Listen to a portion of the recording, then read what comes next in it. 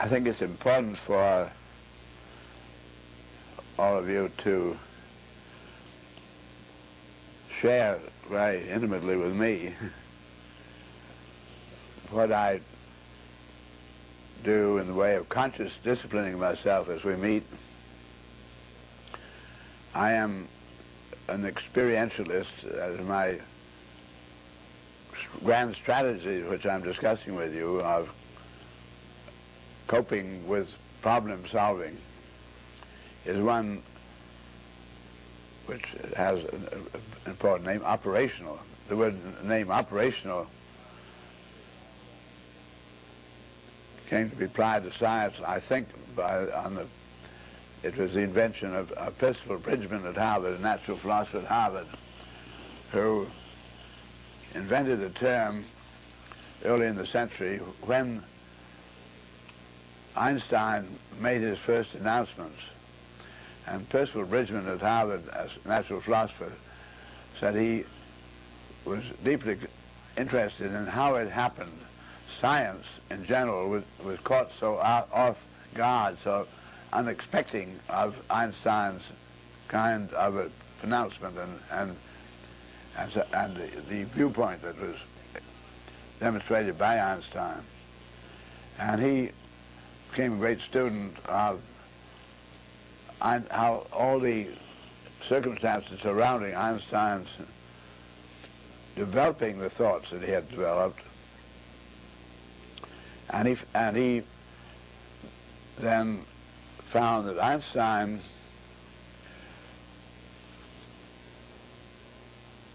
was concerned with all, not just some data that was discovered in an experiment, but all the circumstances surrounding that faithful reporting of the immediate, local, intimate conditions under which the discovery was made.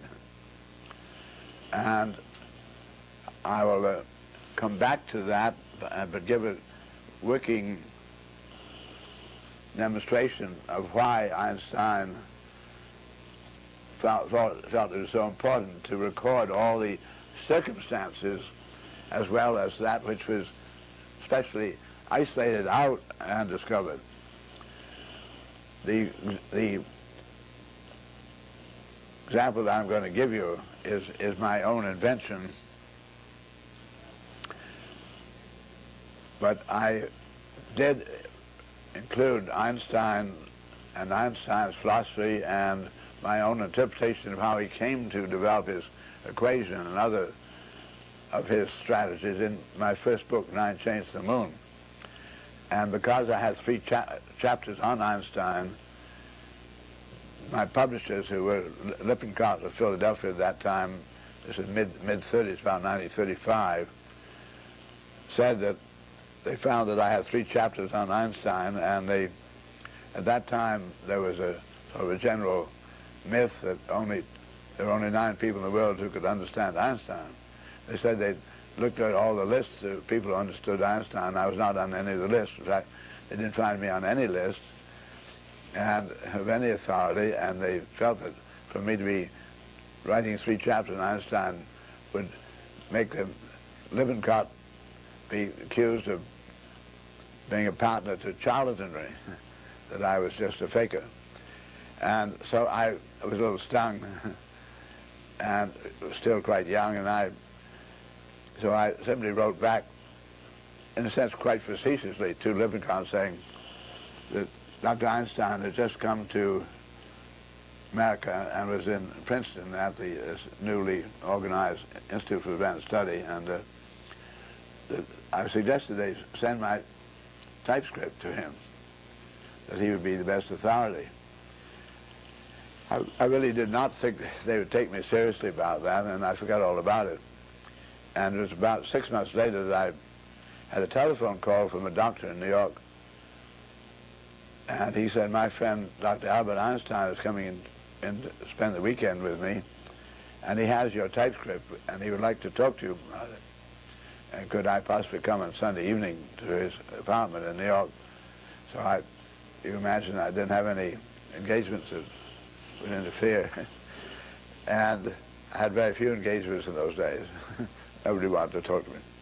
And I did come then to the apartment, and it was a wealthy man, and he had a large living room, and in more or less Germanic kind of style. People were sitting around the walls of the room, and he was sitting pretty much in the middle, and I think later on he might have played music for them.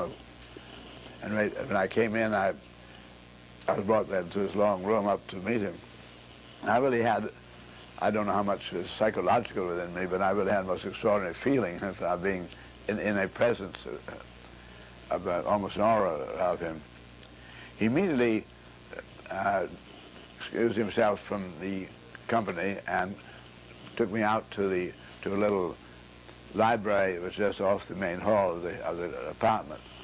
And on the library table was my typescript and under the light, and we sat down on either side of this desk, and he said he'd been over my typescript, and he was writing to my publishers to say that he approved of my interpretation of his thoughts in the way in which I had explained his translation of philosophy, a philosophy of his which had been published in the New York Times Sunday magazine in New Year 1930, called The Cosmic Religious Sense.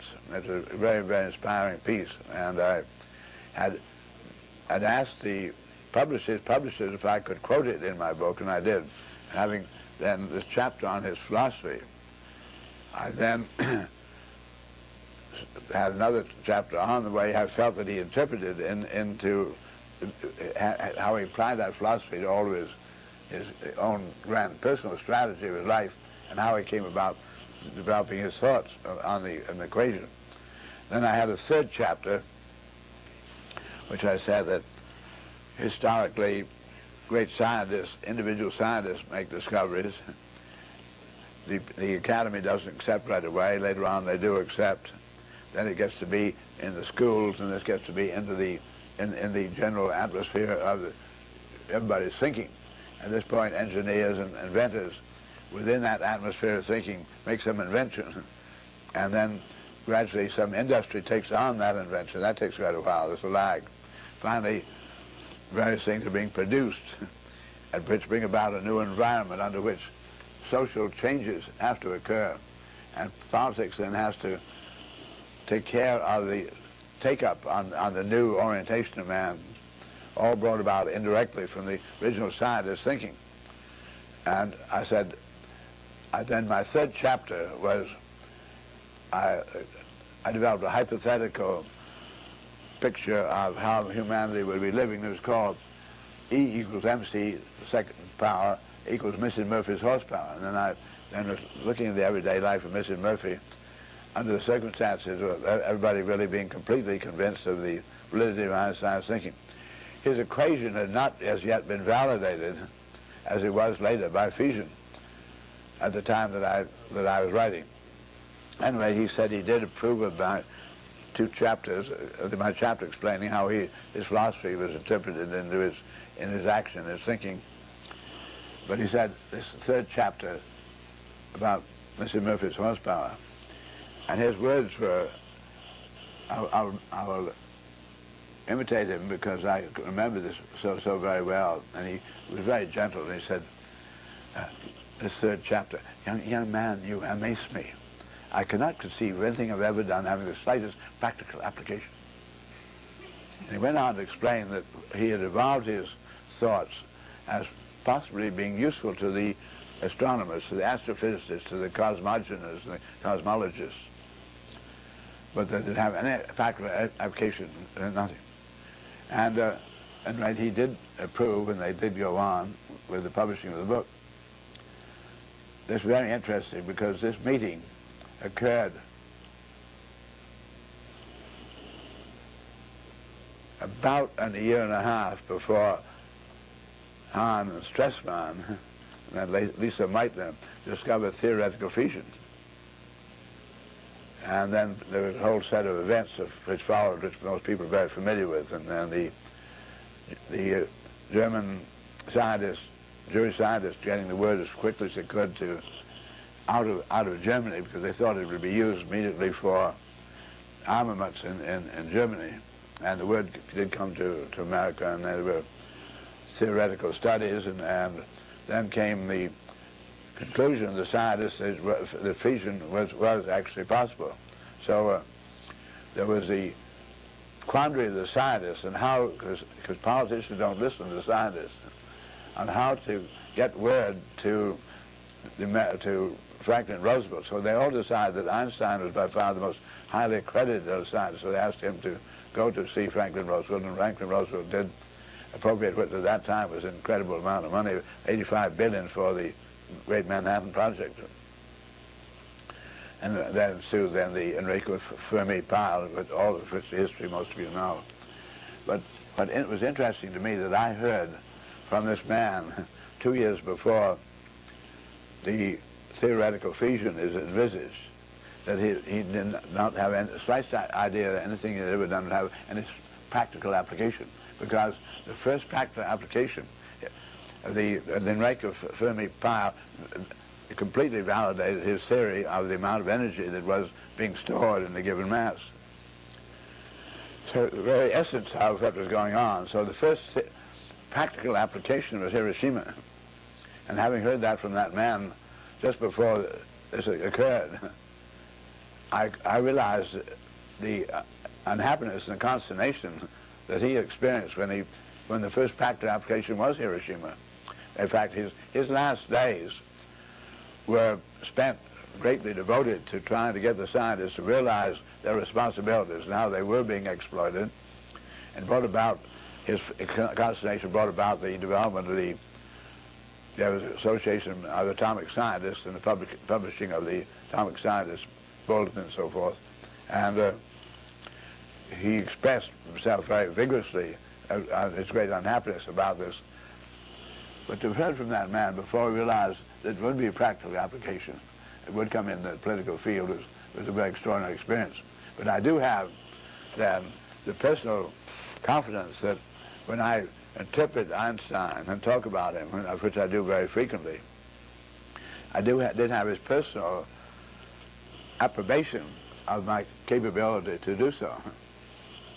So I'm giving you then a hypothetical example of what Einstein employed as a strategy of thinking, which brought about Bridgman's development of the word operational. Now, I'm going to give you then a man in a railroad train going west across the desert, and his train is going very fast, and he leans out of the window and drops a flaming apple. And he has his friends with him and so forth, they have a sextant to measure angles, and they have stopwatches and so forth, and he observes what he sees in the total azimuth of observation of the angle in which this light forms.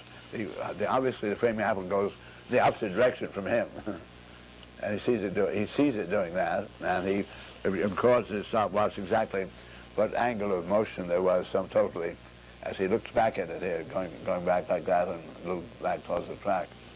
And he has a stopwatch reporting exactly how long it was in each of those positions of the various azimuth observations. Then we have another man who, at the same time, was standing way to the north of the train, was going west in the desert, and he had his observation instruments, his angle measuring device in his stopwatches, and he sees the flaming apple go west instead of east. And he sees it gradually go then down a little towards the track, towards the land. And he makes all of his measurements exactly what it did, and he describes that in his total frame of reference. Then we have another man who was standing on the track way to the westward as the train approached, and all he saw was this flame hesitate like this and go in towards the earth. It was just a straight line going like that towards the center of the earth. And he measured everything with his angle, azimuth, and his stopwatches. There's another man standing under it. As this happened, the train was going over a trestle, and there's other man standing below the trestle, looking upwardly and seeing this whole thing, and he makes his observation what he sees. You find out the total angles of the observation, all the timing, everything came out. Each one was really very, very accurate, and they all come out completely differently. And for this reason, Einstein then felt that all the circumstances must be reported, and not just what it is you happen to find on your scales there as you weighed the phenomenon, what went on within the test tube. This brought about Bridgman's feeling there should be a name for the inclusion of the unique circumstances which the observations are made. And he again gave the name operational, which he used to differentiate from a school of philosophy that was then been in operation coming from a man named Pierce at Harvard, called the school of pragmatism. In other words, it was pragmatic, but he wanted to use another word than pragmatic, so he was operational. Since that time, the word operation has come into very popular use in military ways and everything else coming from scientists, but that's where the word began. I am, in my geometry explorations, you see me getting into structures and so forth, discovering that the process of thinking produced a geometry.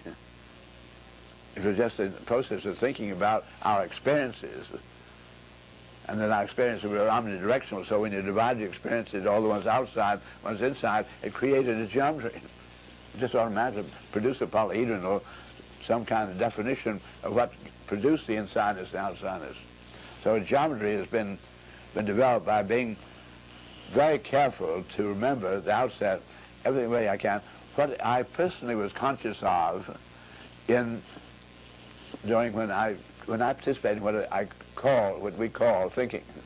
And there are many other things I'm sure that went on that I'm not conscious of, but the point was these are the things I was conscious of, and they led to a great many clues. So that's all operational procedure. So all of my geometrical exploration from there on is what I call really, it's all operational mathematics. I have absolutely no axioms. There's nothing that's said to be obvious, where our eyes are too superficial, because we now know how small the spectrum of the electromagnetic range of frequencies that you and I can tune in. So we just cannot see adequately to say that's self-evident. Well, I find mathematics can play games assuming certain conditions to obtain, but I will not play. Now, I am an operational, and I often like to use the word experiential. I find that experiences can be inadvertent, they happen to us, and then there are the experiences deliberate. So I call one it is experiential when it's happening to us, and then I make it experimental when we manipulate the conditions arbitrarily. Now, in my carrying on with you, doing what I'm doing on this particular occasion, I'm almost 80, within a few months of 80 now, and I am operating completely extemporaneously. I do not have any notes, and I had made up my mind to, because we have tried it on several occasions before at various schools around the country, quite a number of years ago, where I was asked to exhaust my thinking, my spontaneous thinking, before a class of students, and where I would not repeat myself except to do important reviews to bring back in a strand of thought which I'd introduced later that you had to be conscious of tying it in. And I was asked to exhaust my thinking, all the thinking which both the class and myself agreed was not in the general way of thinking, where I had any sort of unique viewpoint as a consequence of my operational procedure in developing my thoughts and self-disciplines. In the previous experiments we've made, we had one that came to 52 hours, and because I am older, though I may be able to condense things a little more, we are all having such an acceleration of experiences. As I opened with you last night, the input of information is so great that I probably have will take a little longer now than I did before, so we made an allowance of about 60 hours. But I also have arranged out my affairs in such a way that I'll have the least possible intrusion into this pattern while I'm doing this, so that I will be able to really remember from day to day everything I've said over the total 60 hours. So I'm going to be really working on a mental tapestry, and I'm introducing thoughts and so forth, and I'm bringing in threads, and you'll find me continually weaving, but working on the grand strategy I introduced you yesterday, working from the whole to the particular, the synergetic strategy, and requiring statements then of the whole, and then some of the known inputs, and finding out other things as we go. This is the grand strategy. So that's enough about the sort of operational statement about what you find me sitting up here doing. And because this is a very unprecedented affair, just to have this beautiful videotape. I don't know, you've been looking at the quality of the picture. It is really superb. And our videotape is able to do what you do with just a tape recording of voice. You can run it over again. We can come back later on where I've been talking about some object we don't have models of or pictures handy. We can superimpose it back in the film at the right place. It is very mutable and then a lovely medium. And so we're getting a really very faithful recording of a completely live experience of you and I.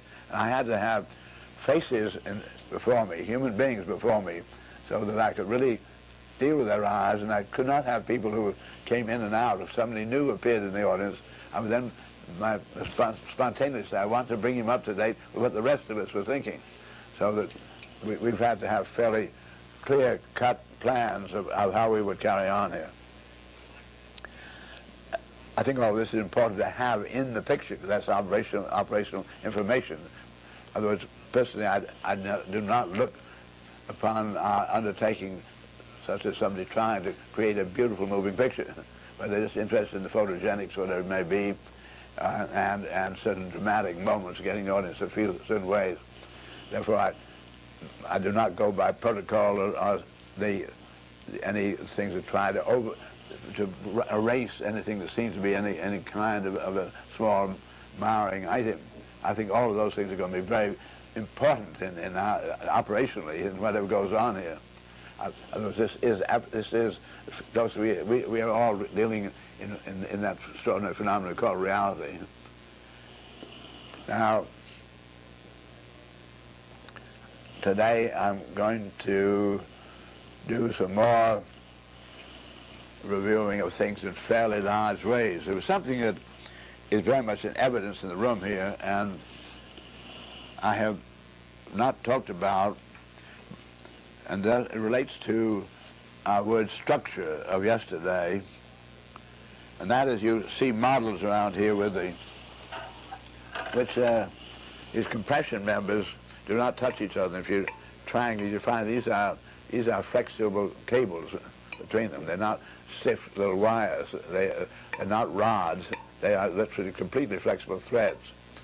And they are high tensile threads, Dacron, so they will not stretch. But we see then a complex of compression struts that do not touch each other. And the only thing that's continuous is the tension. Now, I became very fascinated as in my early days getting into structures and actually building things, and particularly dealing with boats and the very great strength of the rigging and strength of your ship compared to kind of strength that usually exhibited in houses. And the differentiating of the rigging of a ship into the compressional spars and the tensional cables and stays, halyards, all the things you operated the ship with. So I'd like to think a little about any structural system. We introduced those words yesterday, so now you know what I'm talking about there. We find that there is in the structural system there was a complex of energy events which interacted with one another to produce a stable pattern. But some of them were trying to explode, some are trying to come to escape the system, and others are containing the system. And I find then there's this phenomenon of compression and tension that is always and only coexistent. I think lots of people say, I have just a compression member. Well, that compression member is at high tide of a compressional aspect, but does have radial tension in it. And we say, I have a pure tension member. It's not so. You find that tension is also coexistent with compression. To make that clear to you, I'm going to then point out to you, first I take a piece of rope, it's very flexible, and the only way that can give you any dimensional positioning stability would be when you have it tensed. So we take this piece of rope and our two hands and start tensing it. And the tighter I pull it, the more vigorously I pull it, the tauter the rope becomes. When we say taut, it means its girth begins to contract. That's so, as a consequence of my tensing it in this direction, pulling this way, it is contracting this way. That is, its girth is getting less. It's getting harder. You find it tighter and tighter. That is, the more I pull it, the more it goes into compression at 90, in a plane at 90 degrees by pulling. That sounds familiar to you from yesterday. That's precession. In fact, the pulling is, the result of this at 90 degrees. Now, I find that I'm going to take a number of rods, steel rods, and I find that they're very flexible. If I push it this way, they want to bend. I'm going to take a bundle of steel rods of eighth of an inch in diameter. They're 4 feet long, so that they're so long they're very slender and readily bend if I push on their ends towards each other. They're all the same diameter, and I'm going to bundle them together in parallel, one to the other, a whole lot of them. Find 2 of them will come into contact, I make cross sections through them. They come into contact like that. And now they can't get any closer to one another. They're actually tangent. A third one will nest in top of the 2, makes it a triangle. I find that I can get 6 around one, making the hexagon form. We went into that pattern yesterday. I could get another row around and another row. And they get into this hexagonal pattern of closest packing. And I take a very large number of these bundles, of these rods, and I've counted them out so they're going to come out in even hexagons, not just partial rings at the outer set. And taking them, bring them together enough, and finally, we keep doing this to them, they finally get in that closest packing, very much tighter than they did at first. Now I put a tensile strap around them to hold them in the closest packing. So wrap them all the way around the whole length of this. Get absolutely tightly bound together. Now, I made so many of them that we have a total bundle about 6 inches in diameter, and it's 4 feet long. So its length to diameter ratio is 12 to 1. We find there's something in columns, compression columns, we call slenderness ratio.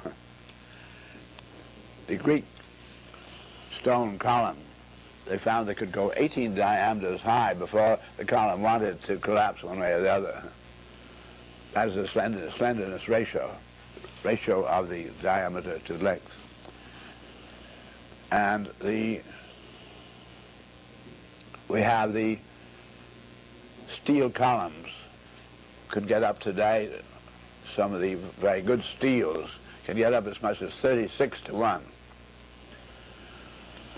Before I will see what happens when you load a column in compression.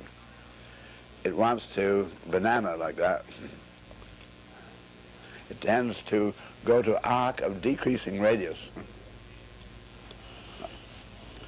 Now, 12 to 1, I made that bundle of 6 inches diameter and 4 feet long, so it's 8 to 1. It's a very, a very short column, it be called, has really no tendency to banana at all.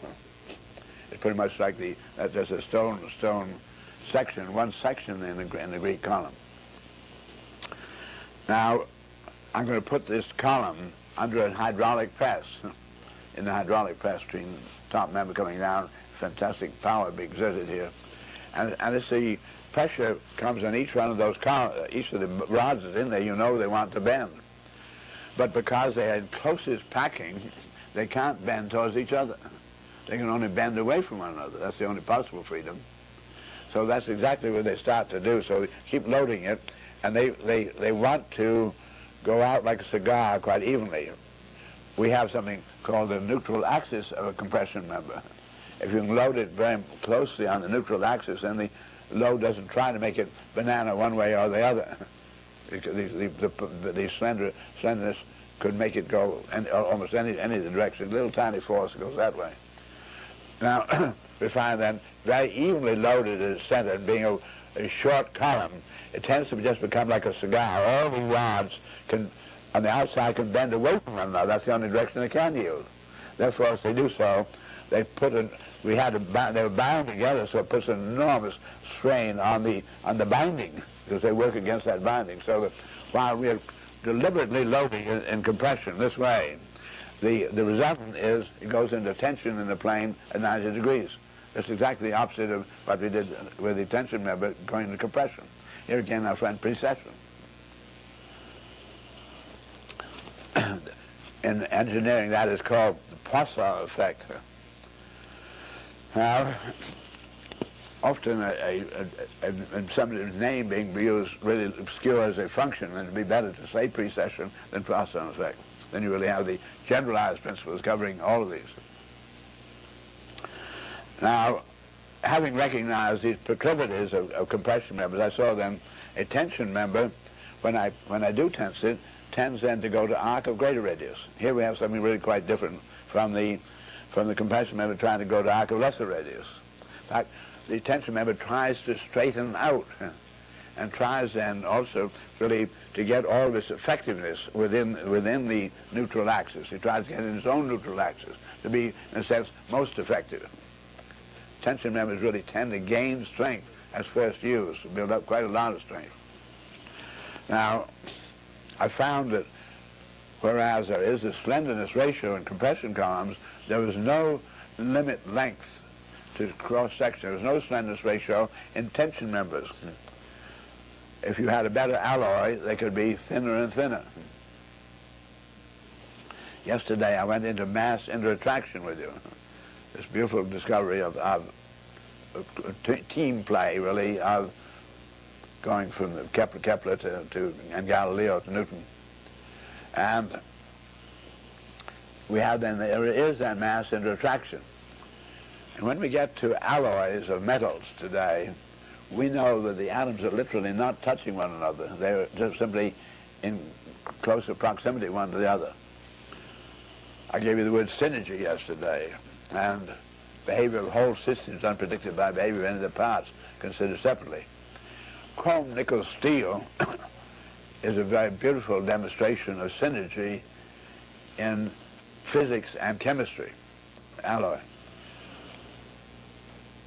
We have a rule of thumb of a man of yesterday saying a chain is no stronger than its weakest link, and that seemed to be very obvious. By the same way, then, if I mix together a number of different chemical elements, our candy making would suggest that as when you could melt the sugar, then the whole thing comes apart, the nuts come apart. The nuts didn't fail, but the sugar comes apart. Whatever is the weakest element would be that in the chain would be all you have to look at. The sugar in that peanut brittle, and so the sugar is the weak element. So, and peanut brittle will be no stronger than sugar. Now, when we come to the metallic alloys, things do not happen in that particular kind of way. I'm going to then take the chrome, nickel, steel, and we take in the testing materials for their strength. The tensile strength per given cross-section area, some kind of cross-section area, in America, square inch. The tensile strength of a square inch of material, so PSI, pounds per square inch, what is the cohesion of that material before it gets into two pieces? And that is the most prominent of all the strength testings that are carried on to learn about the structural strengths of materials. So I'm going to take and when you're out testing, there is a point where the material will yield, and that's considerable time before you'll still calculate a lot before it fails. So the engineering usually then deals in that. If you want to get to a yielding point, then things are going to be in trouble. So I'm going to take then the one is called ultimate, the other is yield. Stones, masonry for instance, have only about 50 pounds to the square inch tensile strength, the masonry itself. The stone is 50,000 pounds to the square inch compressional strength. So stone has had an enormous ability to carry loads, but no strength at all in cohering, comes apart. We have then metals taken out of the stone that have brought then tensile strength from the 50 pounds per square inch of masonry up to something like mild steel, primarily the iron, this is some carbon. This has a tensile strength in the commercially available materials, relative purity, where we get an ultimate in the mild steel of about 60,000 pounds to the square inch. That's ultimate, yielding maybe around 50,000. We have the carbon, manganese, and so forth in there. In chrome, nickel, steel, the three prominent constituents are the iron and the chromium and the nickel. The chromium has a tensile strength of about 70,000 pounds to the square inch. The nickel about 80,000 pounds per square inch. So the weakest is the iron of the 50 to 60,000. And you say then, well, put these things together, and the weakest adulterates the whole, like the sugar, and it can never have any more strength than the weakest component. That has been the everyday thinking. And for this reason, alloys have really surprised man tremendously, because society does not think synergetically. It assumes that all you have to know is about the parts, they add up. Now, chromium, nickel, steel, if I then get to I find that it does not come apart tensily in the tensile testing at the weakest, or where the iron yields. We find then that let's try the chromium side. Well, it doesn't come apart. Try the nickel, 80,000. We're going to say a chain is now as strong as the strongest link. And we find that 80,000, it doesn't yield at all. In fact, we don't get it to yield until we get to 350,000. Supposing I say, I want to try to understand this extraordinary phenomenon by saying, I'm going to say a chain is as strong as the addition of the strength of all of its links. Which everybody would say that's absurd. So I'm going to take 60,000 plus 70,000, that gives me 130,000, plus 80,000 gives me 210,000, but it doesn't yield till 350,000. 60,000 plus 70,000, that gives me 130,000, plus 80,000 gives me 210,000, but it doesn't yield till 350,000. Now, how does that happen? Well, this way it occurs. I want you to think then about geometries that I gave you yesterday of structural systems like the tetrahedron. I can take two tetrahedra of 4 stars each, and I can interrelate them symmetrically so that they're now 8 stars in critical proximity, and they take the position of the 8 corners of the cube, with a cube having 2 tetrahedra in it, because each square face had two diagonals, and you could take the cube and have the red set of diagonals. You find those are the 6 edges of the red tetrahedron, and have the other diagonal of each face, the blue set. That's the blue tetrahedron. You find the two come together with 8 points. Now, remember our mass attraction. These atoms are now in. There were only 4, and their distance apart was the edge of the tetrahedron, which is, on the cube is the diagonal of the face of the cube. The nearest one is the leg or the edge of the cube away, not the diagonal way. Therefore, the critical proximity has been very greatly increased. So each atom now has 3 other atoms in much closer to them than the original 3. Proximity has been very greatly increased. So each atom now has 3 other atoms in much closer to them than the original 3. So we have 4 cases of each having 3, and remember that the interaction increases the second power of the relative proximity. So the coherence has gone up enormously. Then we find that we have that cube now with the 8 corners. We find that there are 6 faces. So I can take an octahedron, which has 6 vertexes, and they'll exactly match the mid faces of the cube. So each one of these elements coming in are just one of the such beautiful symmetrical structural systems of atoms. So I then finally have all the interpositioning of them all within the same distance from the same common center, and we find the mass interactiveness is just going up in this exponentially. That's how we got the 350. In other words, here we have an alloy is like the Milky Way. I take 2 stars in the Milky Way, and I'm going to have another star intrude halfway between the two, and the interaction is going to be 4-folded, but they don't touch each other. Now, I want you to then understand how that alloying is highly synergetic, and really appreciate that word.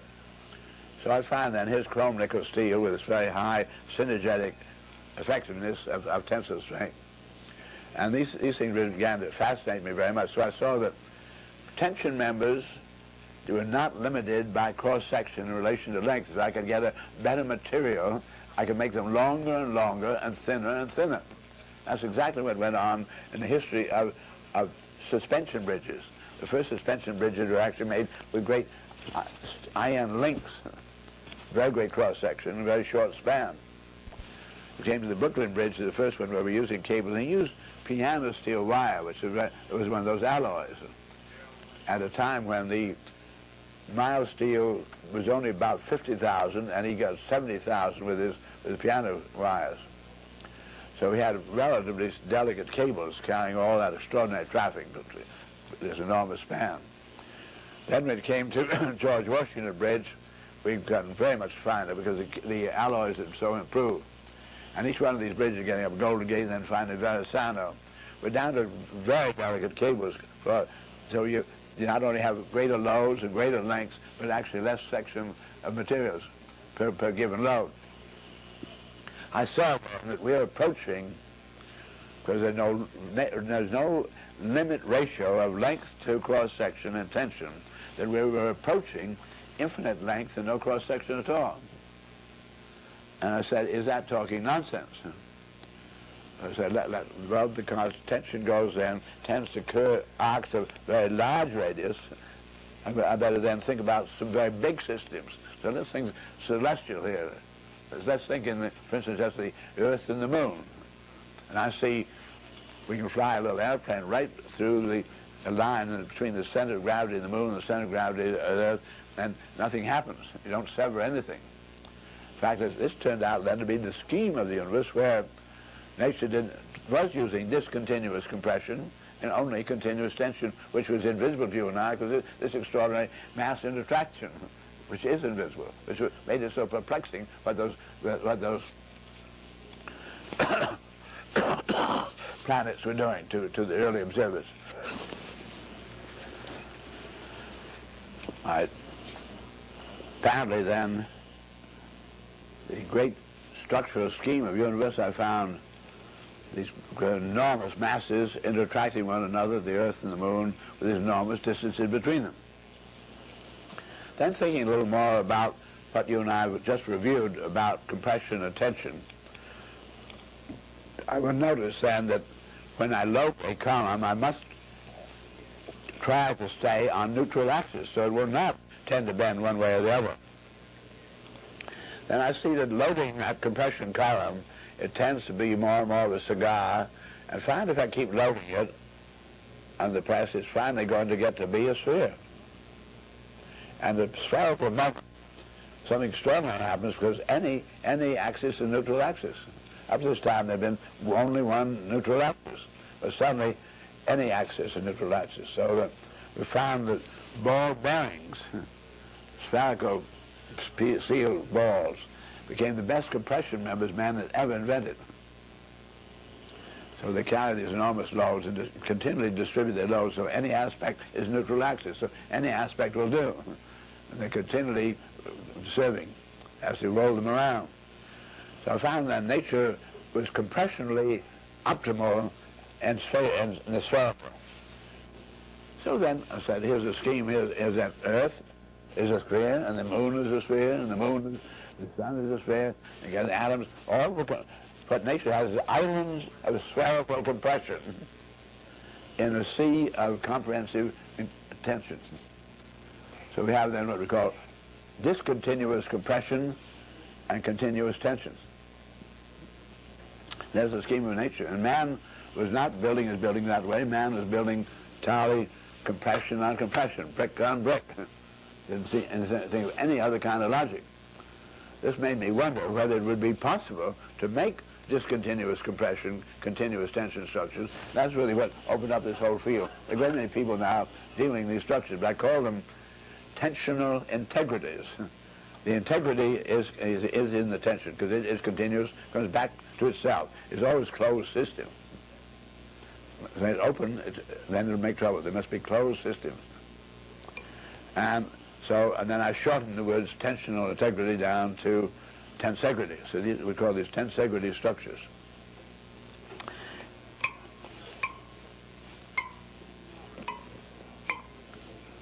Absolutely even distribution, so they sound the same sound when you're trying.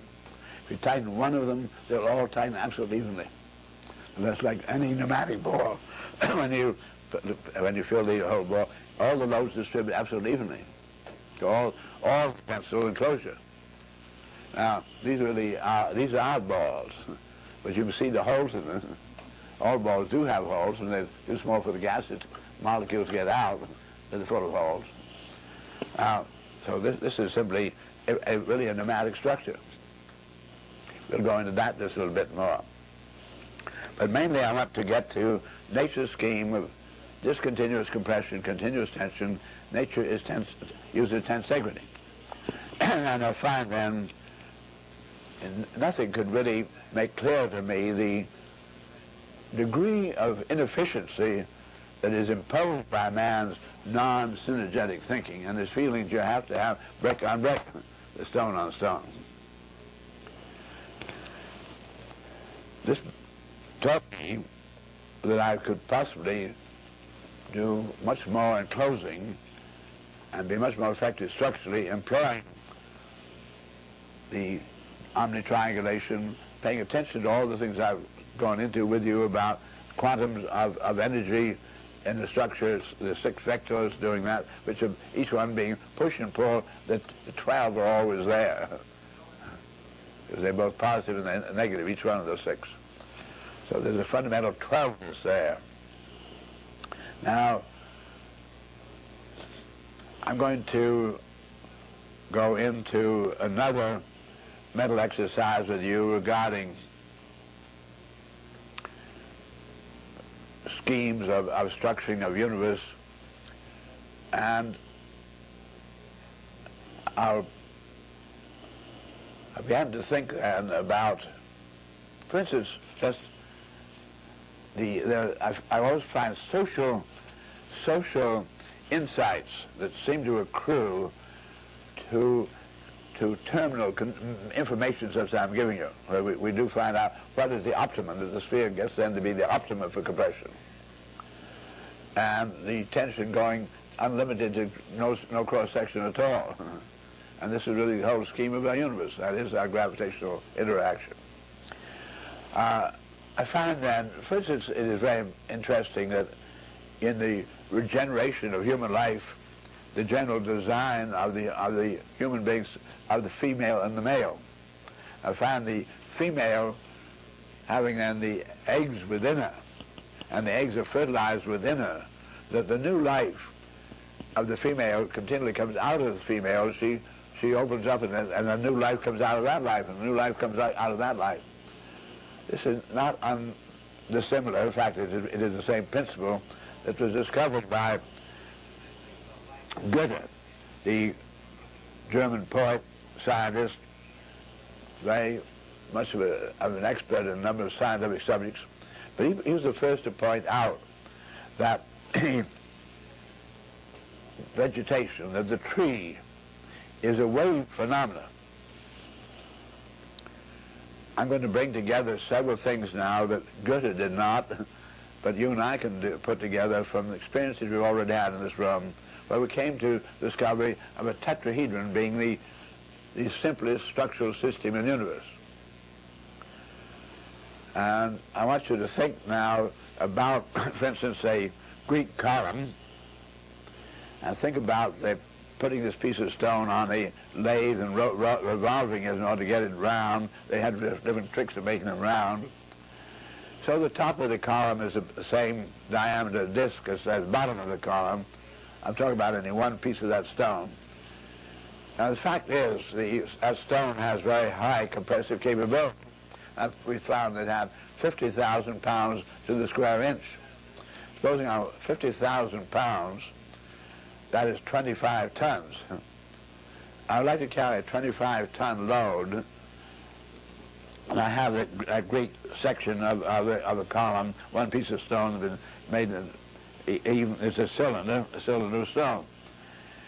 And I find that what I can do is to have a load of 25 tons. So I just mark off in the center of the top of the cylinder a 1 inch diameter of an area that has 1 square inch. Then I'm going to take that stone from that top and then going down to its base, I can keep shearing off till I get a cone of stone. And there's at the top there enough cross section to take care of the 25 tons. All the rest of it gets stronger and stronger. But because it has to keep the base, it is stable, as a tetrahedron is, the three-point landing. It's very important. We've got to think about that though. If I have this standing by itself, it tips over like that. If I have two of them standing, they can tip over towards each other. They might tip anyway, but I can let them tip towards each other. And if I do that, I wish I had another stick. I'm going to just do it with my arms. Here's a column and another column on my knees, and they fall towards each other. Now they have 2 points on the ground. They act like a hinge. They can fall this way, that way, but only in a plane. Before, they could fall any direction. Now they can only fall, articulate in a plane. Now I'm going to have a 3rd column. 3 of them are loose like that. 2 of them fell together, and the 3rd one fell towards them, and suddenly they come together and get that tripod. And for the first time, we have stable. We cannot have the stability until there are the 3 of them. Those are then the 3 legs of our tetrahedron, but as you load them, they want the thrust to come apart. So we find we have a tension, 3 tension members, or a finite or closure. You must actually close the ring at the bottom, and they can't come apart anymore. So we have the 3 compression thrusts and the 3 tensions keeping them thrusting. So we have in that stone cone now, I have enough compressive strength for the 25 tons, which is a whole lot. That's a big 25-ton truck, a very big truck. And we can carry it, and that simply chisel well over the rest of the stone was unnecessary. The base was wide enough then to give me that 3-point stability. So it's a cone, and I find I go even further. I pick 3 points on the base, 120 degrees apart, and I can then massage away, cut away the cone to less than a tetrahedron. And I have all the stability and all the compressive strength. It finally gets down to a tetrahedron. Now, the Greek column, they will out, in a sense, imperative that's deep in with you. And human beings are just fooling around with sticks and coming to tripods and so forth, they did long ago, campfires and so forth, what they can do with pieces of wood, handy twigs. Then there's necessity from time to time for the load that you're going to carry is more than just that 25 tons, so you want a wider section. So we really can get that with an octahedron. Remember, the tetrahedron then had the beautiful wide base for stability this way, but the octahedron has an equal triangle at the top. So if we had a full load which we want to be use this much as a cross section, we use the octahedron in it to take care of both, because then we find the octahedron is a very interesting set of conditions. Here's a load, these two are falling towards each other, you have all those set of hinges in there, and everything is in an optimum position of comfort about the thrust, so that we really have two cones or two tetra point to point producing this kind of instability. Now, I wanted to introduce then this stabilization of columns in the tetrahedron and give you a little feeling about, I said, the poet Goethe introducing wave phenomena into concept into a tree, and Goethe didn't talk about the tetrahedron, but I point out to you that if all trees grow, there is actually then the top of the tree of this year, and we have the cambium lower. So each one is a cone around. So the next year is a cone on the outside of that cone, series of cones. And in fact, we find that if you still do a pair away, and the tree does, many of the trees you'll find is literally the tetrahedron there. There are three main roots going out like that. And there's three facets here coming really to a cone. So the next year is a little larger tetrahedron on top of it, and another tetrahedron on top of it. We then get to where the branches are also tetrahedral, have something called the wing root. And the bottom of the wing, you have the 2 points at the top of the hinge part, and then the member coming down near the bottom, and the wing root. This is just a tetrahedron, 1 point down and 2 on the top for the hinge. That is wing root of all great branches of trees. So we have a cone coming out from the cone. So we have coming out of this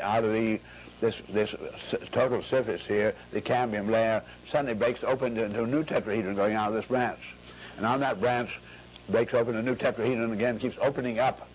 The inside is coming out, and it gets to be a twig, and then on the end of that twig you see the bud. And the bud keeps opening up, and the leaves coming out, and out of it comes on the blossom.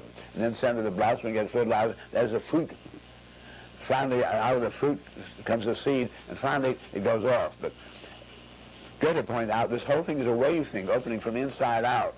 I want to bring back then, I spoke about the female, and the new life is on the inside, continually coming out, and the new life comes out of the next female. It's a continual opening up wave. I've also then pointed out to you the difference between the male and the female, because the male then becomes discontinuous. He becomes islanded. He's a hunter. The female and her young so forth are in great continuity, that family. But the male goes off to be the hunter, the fighter. He's islanded. She is central. It's really very fundamental in social behavior. Now, I just personally find that the woman is tensive, just fundamentally, just the act, the sex act. She pulls in, and the man is compressive. He thrusts, she pulls, and it's just very fundamental to what we call being female is to pull, to walk away, to attract.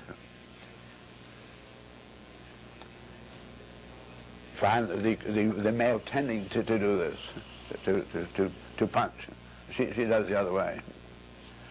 I can't help but find it very important to notice these things this way. I don't see any pure males or pure females in human beings, so there are all kinds of often males can get to be quite attractive as well. They do have the attraction, but the point is that there seems to be a predominance of this time, and has something to do with the great integrities of the fundamental complementarity I gave you yesterday, where we only just learned in our last lesson, less than 20 years, less than a score of years, that the complementarity is dissimilar. It is not mirror image. So the unity is plural, and at minimum two began to find to be a very fundamental way of thinking, and that was a phrase I began to adopt long ago. And I was told at the time of World War II, when the Manhattan Project came along and physics was trying to understand a great deal, that my use of the words, this phrase, that your unity is plural and minimum two, was then ventured into by the quantum physicists, and they found it suddenly opening up all the doors. They had to get in that fundamental two-ness. Now,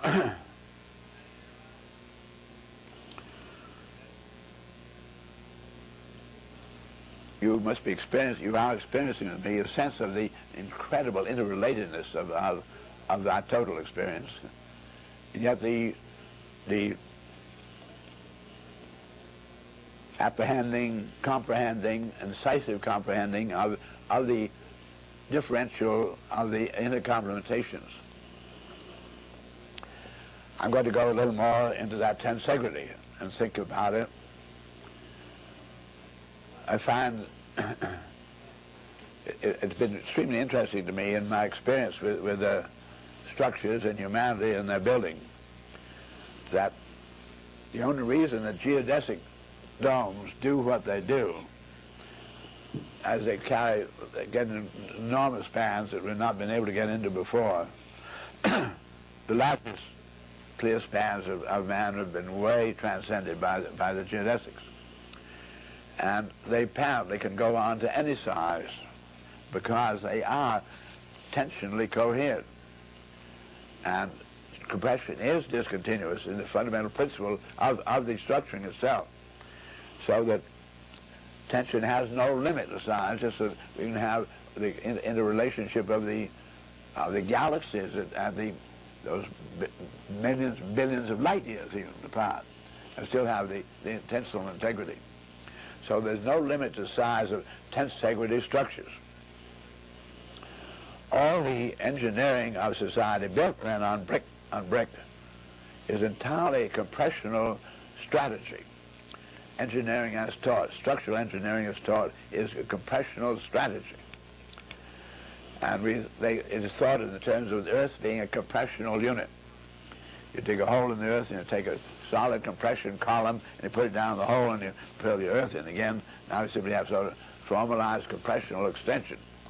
You find that mass that is standing there can also, that if you can hold the ends of it, as the wind will, acts like a lever and can pry it loose.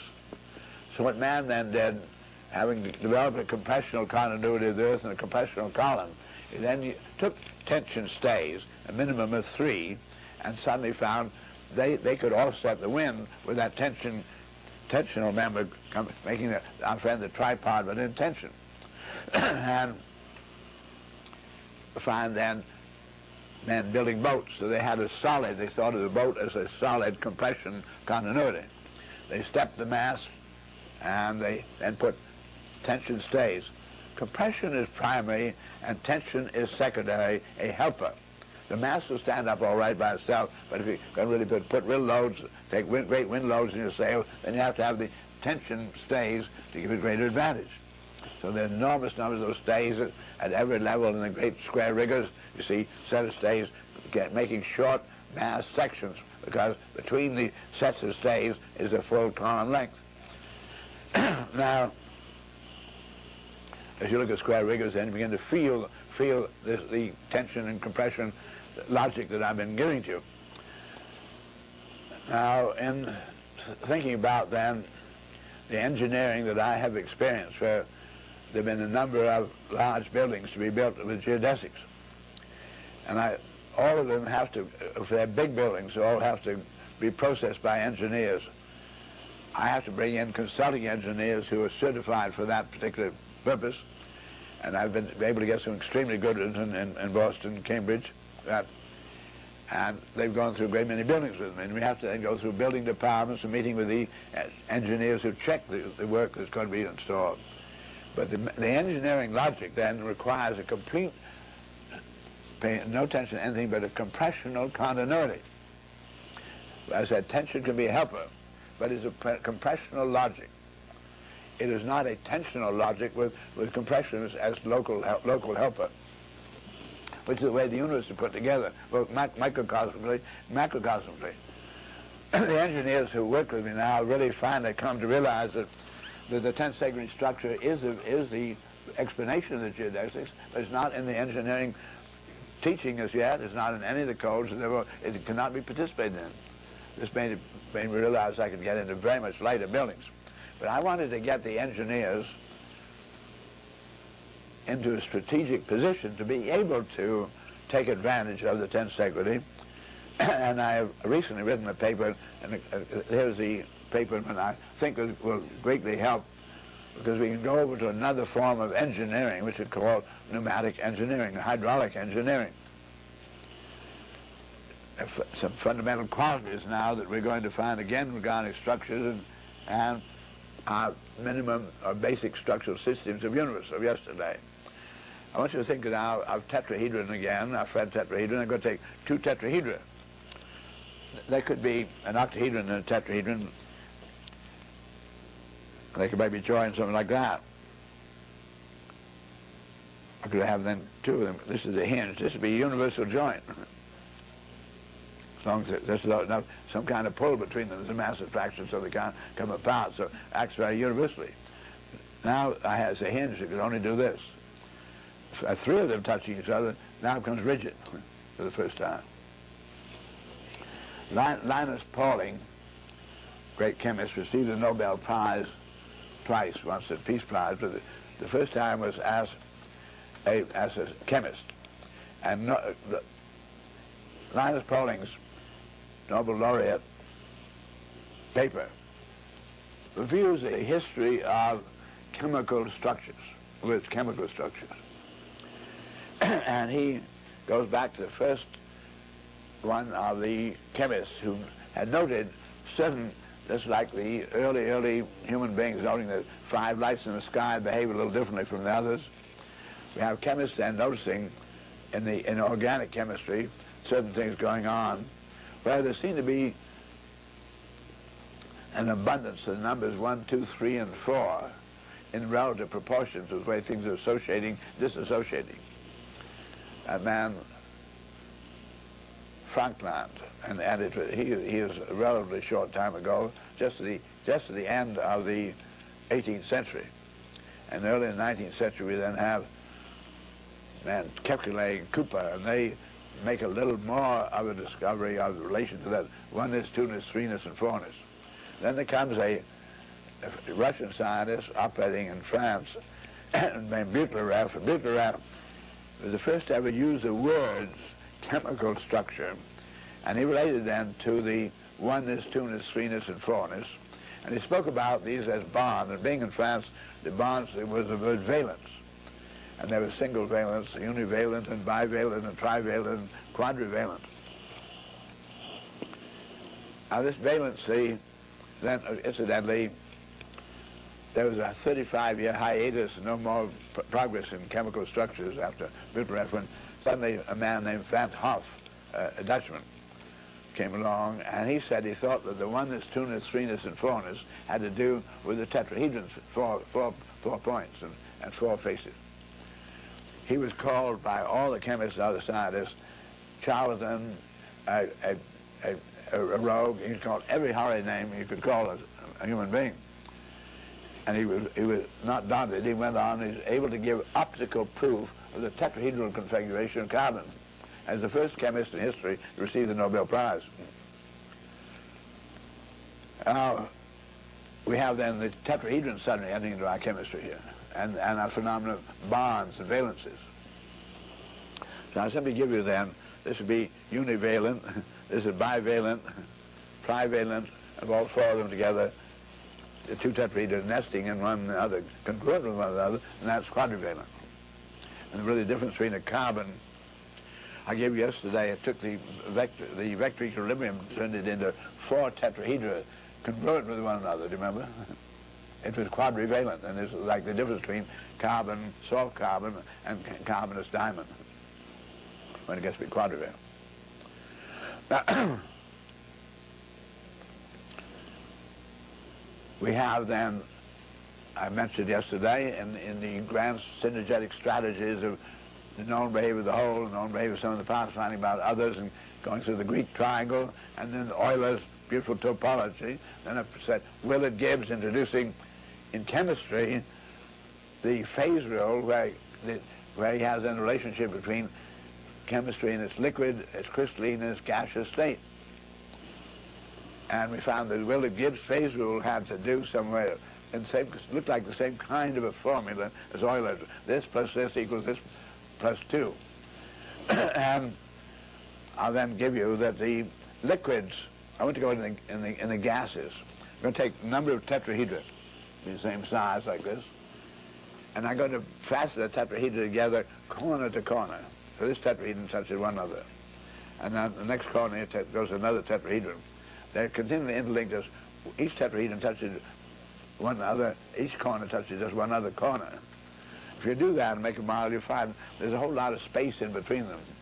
And they will flop around as a total aggregate, and they will fold into one another, highly compressible. There's an interlinkage, there is a viscosity, there's an integrity, but they're highly compressible. But the gases distribute their loads, due to the flexibility, all loads are immediately distributed. So they have air in a tire, or air in a balloon, or air in a football, and just punch it in one place, and that air immediately distributes the load to all of the tensile enclosure, absolutely evenly. So a great truck can have only very few pounds of pressure in the air inside, because it distributes it so perfectly to the whole load. And the bigger the casing, then the more tensile surface it distributes to. So we find then pneumatics consist of these univalences. I'm going to say take the tetrahedron and fasten each one to another tetrahedron, but two of them touching, the hinge between them. When I do that, I'm going to go and get this tetrahedron in the corner. Well, I can reach there.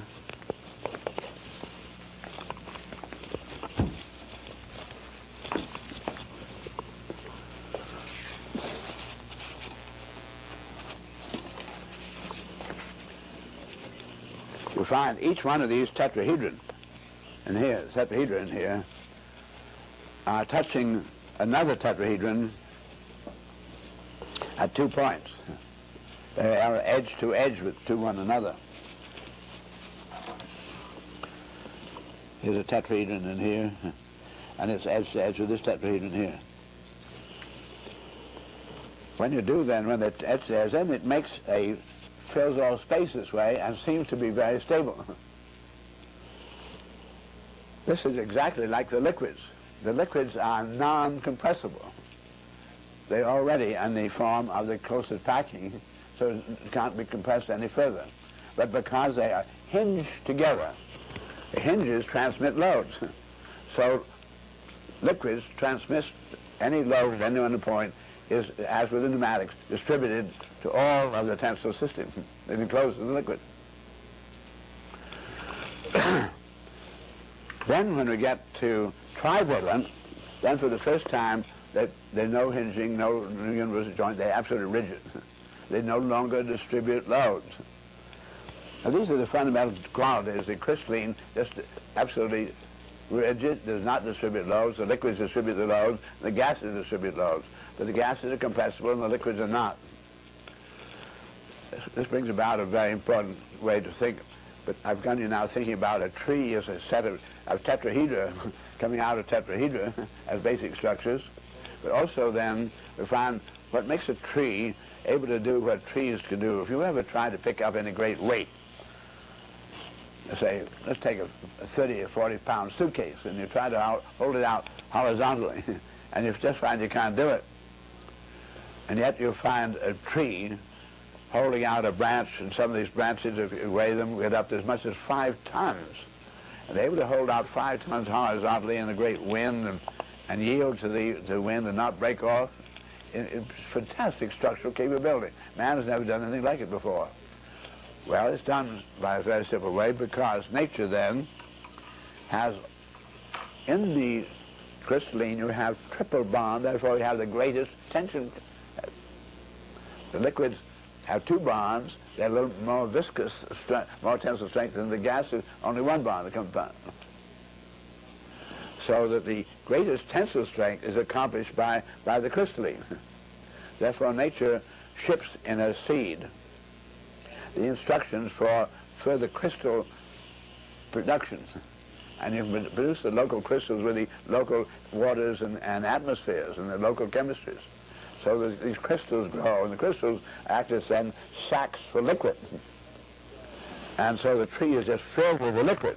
I gave you yesterday the tree also having to have roots so that it could not blow away when exposing all that leafage to take on the sun energy impoundment through photosynthesis.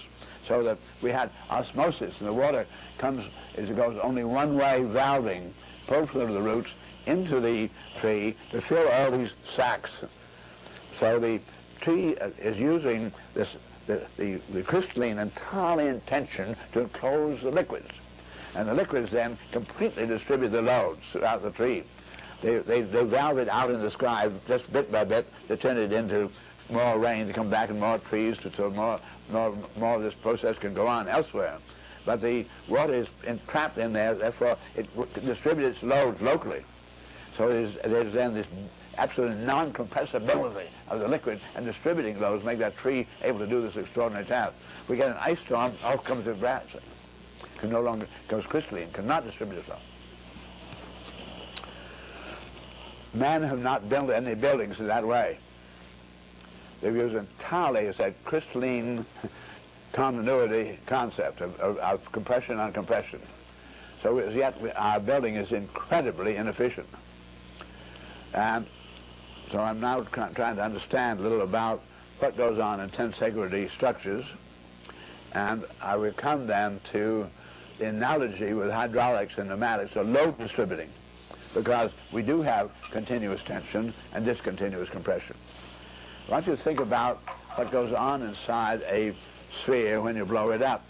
Let's say it's a basketball, be a balloon. You keep introducing more air. There are then molecules of the gases, and you're getting them crowded in there. Now, all these gases are full of fundamental kinetics, and they're continually going like this. Remember, every action having its reaction and resultant. So every little molecule of gas that is going somewhere in there does it by shoving off from another molecule going the other way.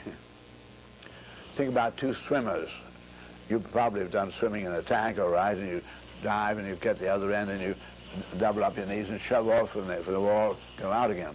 But 2 swimmers can meet in the middle of the tank and shove off from each other's feet, like that, double up, and then off they go, using the other one's initiative. This would be typical with the way molecules are behaving in pneumatic structures.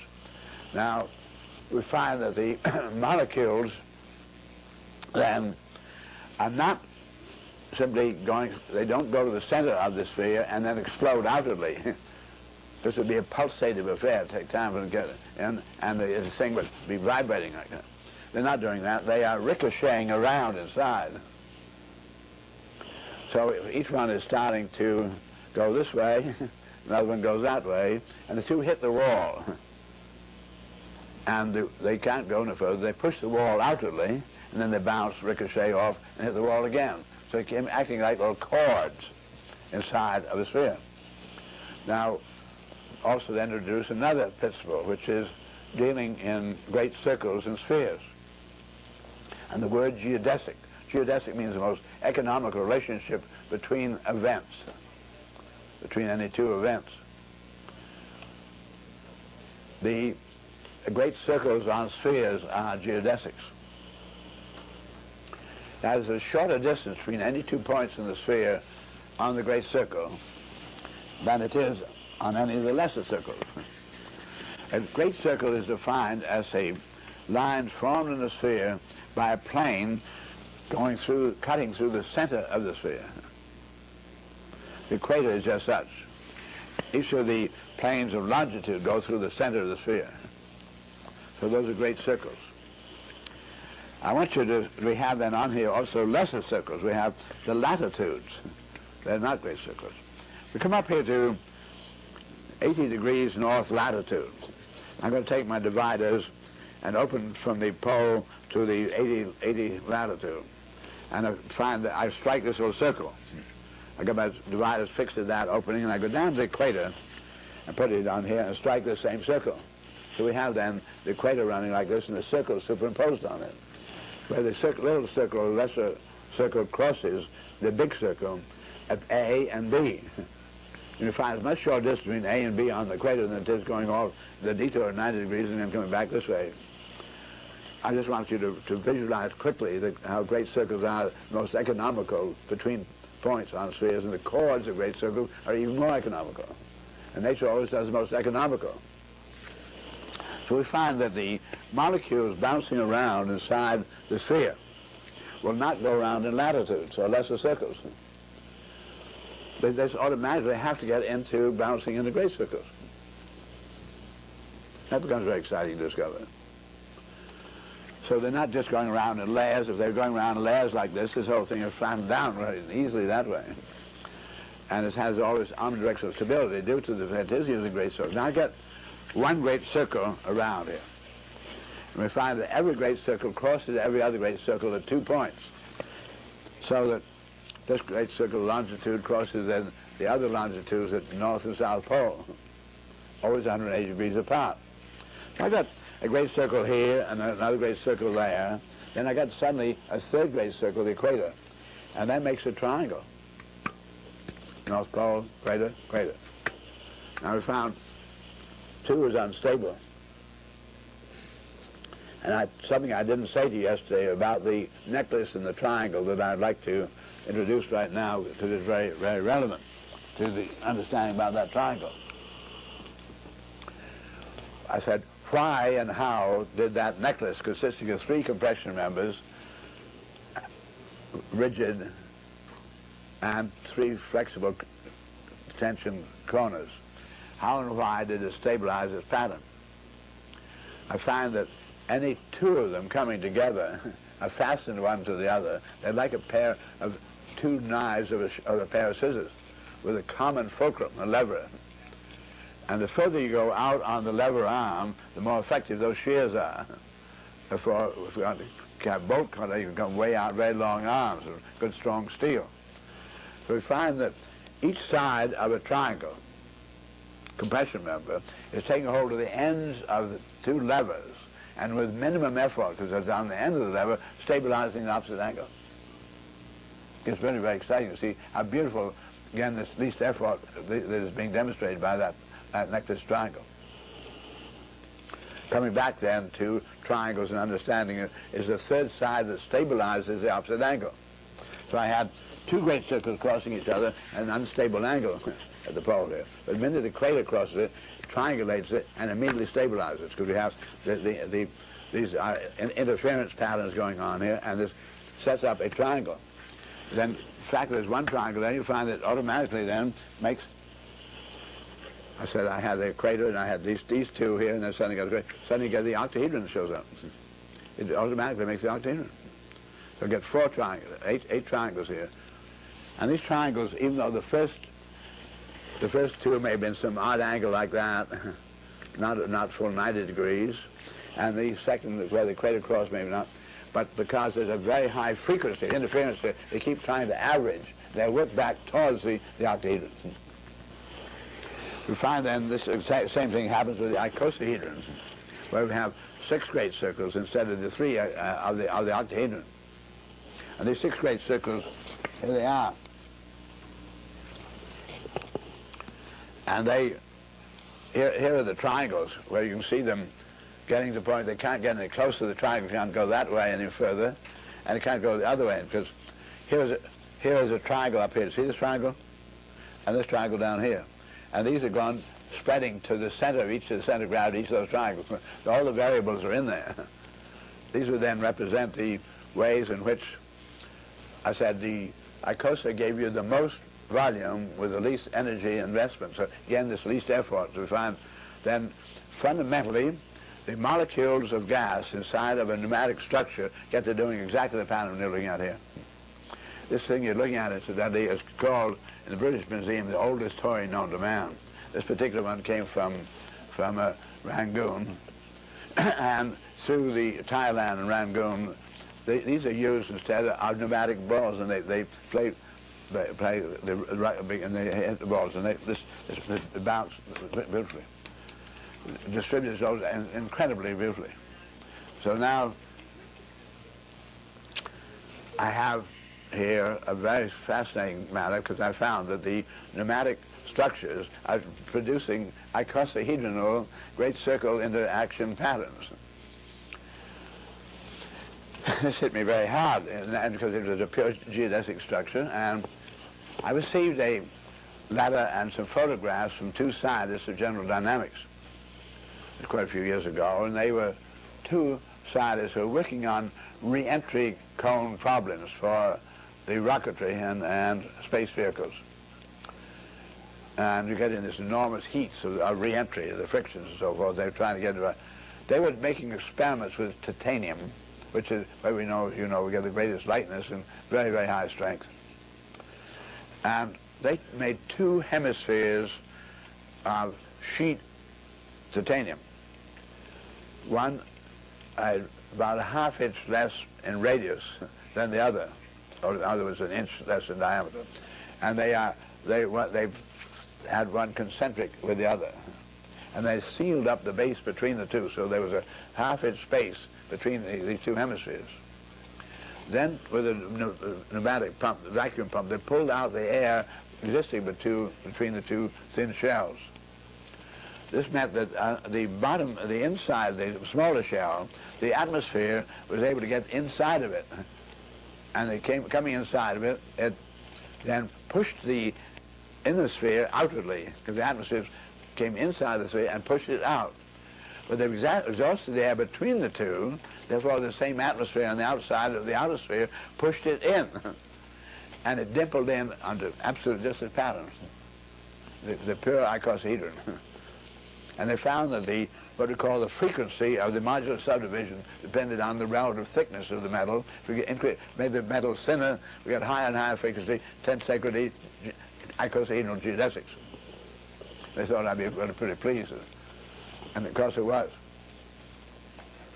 Now, what I'm coming to then, the way we really explain geodesic structures must be hydraulically rather than as crystalline, because the crystalline structures do not distribute their loads, and these do. The very beauty of it being the fact that as I say, if you tense any one of them, they'll come out the same tuning all over. Next. We've got quite a lot of interconnection here today.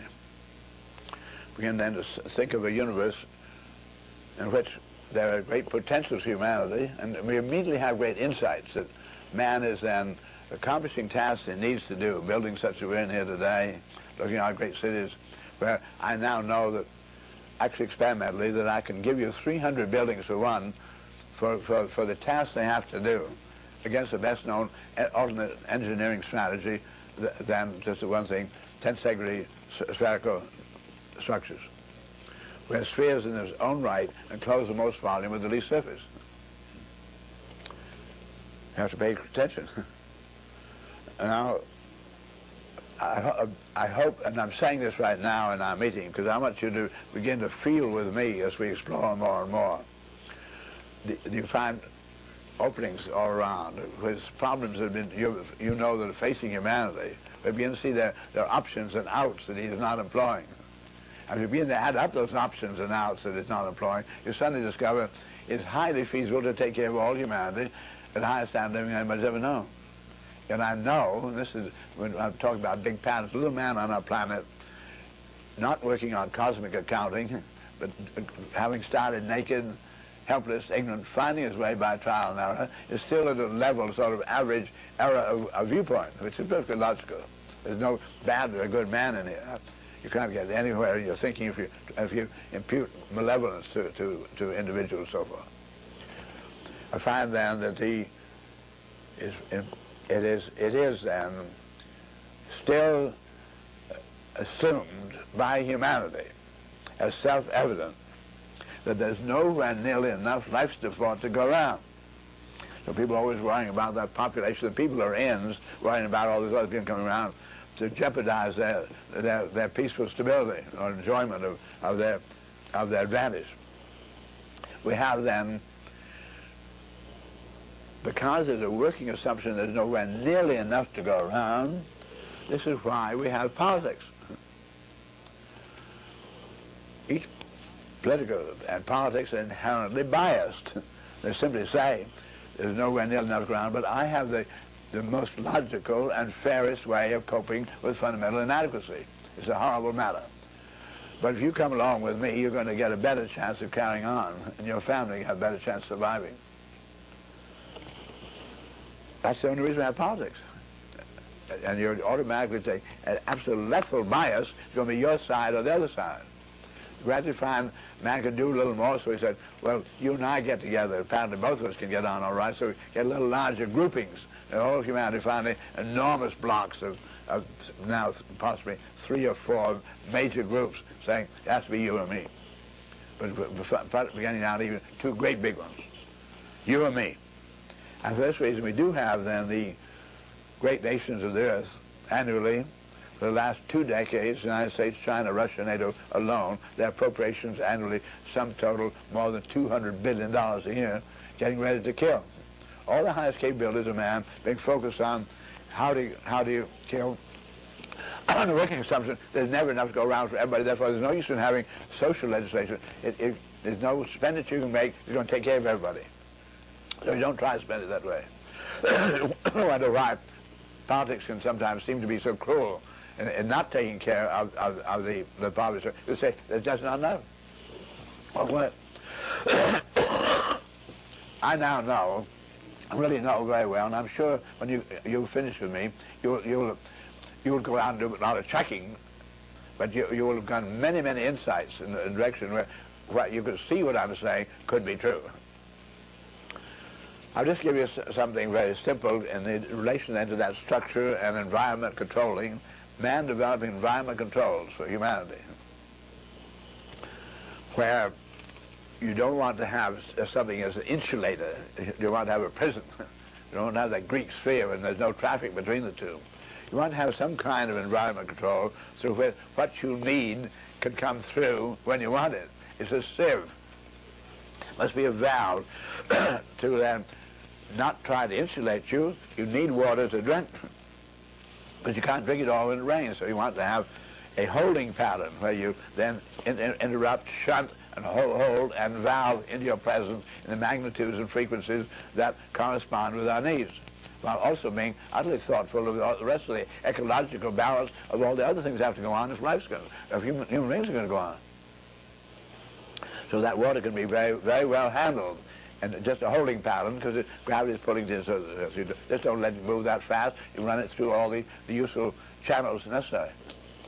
So I see then environment controlling is a valving phenomenon in which we have things coming at us in all directions, like to have an omnidirectional environment valve that can cope with the various frequencies and magnitudes of all the things we want to intercept and turn to advantage. It's a very different way of talking from the whole architecture or something that's going to give you distinction out on Main Street, whatever it may be. Or something you're going to make money out of. We're talking about how do you make life work and trying to find out why humans are here and what we ought to be doing to abet why we're here, and how we employ the principles we're discovering in the most effective manner.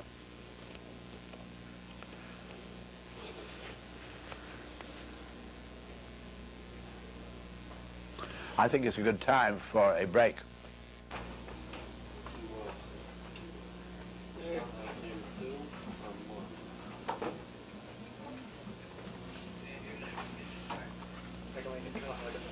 It's comprehensive anticipatory design science. Huh? No, I don't say that.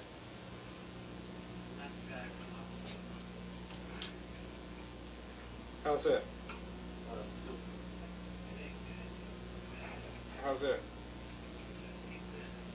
Is that right?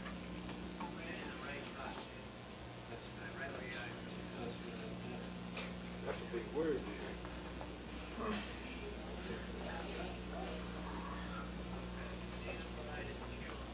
Okay, stand by, quiet, please.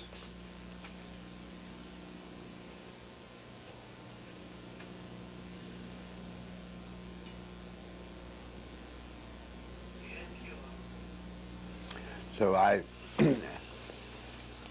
talked about the grand strategies of all political systems, assuming it has to be you or me, and the enormous commitment towards the negative of the killing.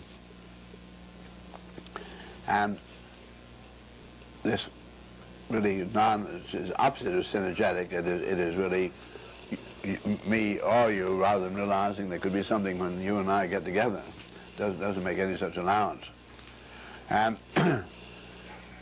I'm also gradually exposing to you grand strategies of nature's way of solving problems, showing that she has principles that are operating in the universe, that she always does things the most economical. She uses the most efficient. And you and I, having been born naked and helpless and finding our way, doing many inefficient things as we go, simply because we do have a prime built-in drive of hunger, procreative urge, thirst, curiosity, all these built in. We're giving those programs so that we'll do it. And so we were, as I say, quite clearly designed to make those mistakes, but also then designed to be able to discover principles and to discover that you can be more efficient, and nature is using the most economical. So that as we begin to get a little closer to nature, which unquestionably means that getting considerably happier, that we're going to find ourselves getting considerably more efficient. And I just want to be aware of that as I talk. When I talk about the biggest kind of patterns, I introduced to you yesterday the idea that nature is doing some very big things, even that society didn't know were going to happen. I've introduced you to society having a vanity, and once it happened, not really having the beautiful lesson it really could learn if it realized how completely it did not anticipate that. Therefore, society would not be assuming it was having to find all the answers right away, that to realize the universe is getting along pretty well, and we may be able to check in. We may become members of an operating system that where we begin to really consciously participate, employing our highest faculties, really get on with the universe. We may have such a function ahead, but we have not qualified yet. We're embryo, and I'd like you to keep feeling that as we go along. Also then, I'd like you to keep thinking about, on your own part, your own life, what you begin to feel you might do with the information that I'm finding you can do things more efficiently, more effectively. What could you do to contribute to the total evolution of humanity and getting him ready for to operate competently in a high function in the universe by helping him, each individual, to a higher advantage, to be more efficient, to be spontaneously more efficient, make it logical to be more efficient, to be enjoyable more efficient. All right, the more we really learn about big patterns, then the more comprehensive we are, and the more we learn how these patterns operate, the more we can really anticipate how we could take advantage of the principles that are operative to bring them to advantage of humanity, to try to make humanity a success, try to make the whole ecological system a success, to begin to participate in what apparently nature is always doing, eternally regenerating. So I find I have to use these words: comprehensive, anticipatory design science. I gave you science as setting in order the facts of experience. I gave you design as against the happening to you, where you do it deliberately, where using principles then, employing order, we try to anticipate the needs of humanity, anticipate the needs of nature in general, try to anticipate the accommodation, the total intercomplementarity. And using these principles then to actually begin to participate in the evolutionary formulations of nature, where we don't just have to wait, have to take it for granted that somebody else is going to provide these things for us, of nature, where we don't just have to wait, have to take it for granted that somebody else is going to provide these things for us, somebody going to else invent. That each one of us has then an increasing intuition of an obligation to employ these principles in an effective manner on behalf of all of humanity and on behalf of the total integrity of the universe itself in its eternal regeneration. Now,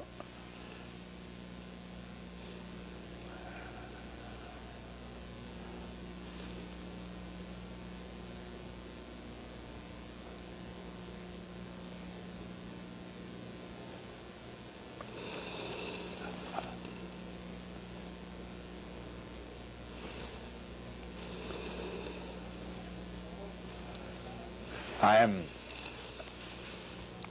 obviously deliberately thinking about my strategies, and I'm operating entirely intuitively, spontaneously. And I'm really looking around to see if there's anything that I feel that just small points to make before going to another large scene.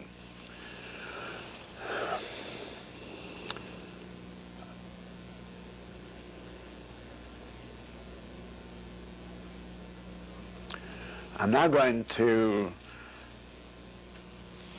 do a little reviewing of,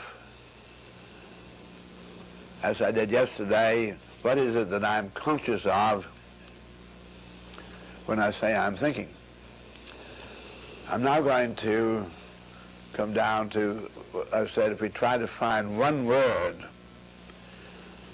just one word alone, that identifies our experience of a phenomenon called life, I'd say the number one word would be awareness.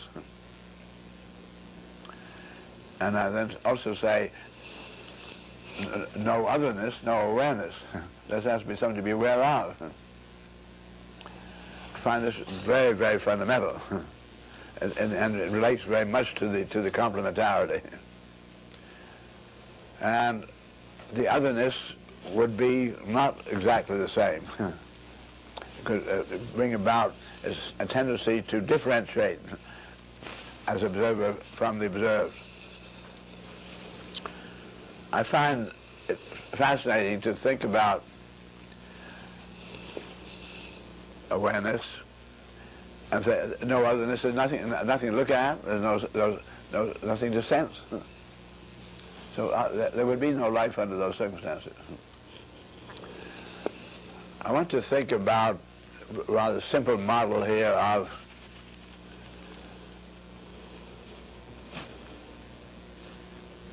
I'm going to have an entity, and I'm going to make it a spherical entity at the moment. It's an islanded entity, and there's no aberration of force operating on it, so it tends to be spherical.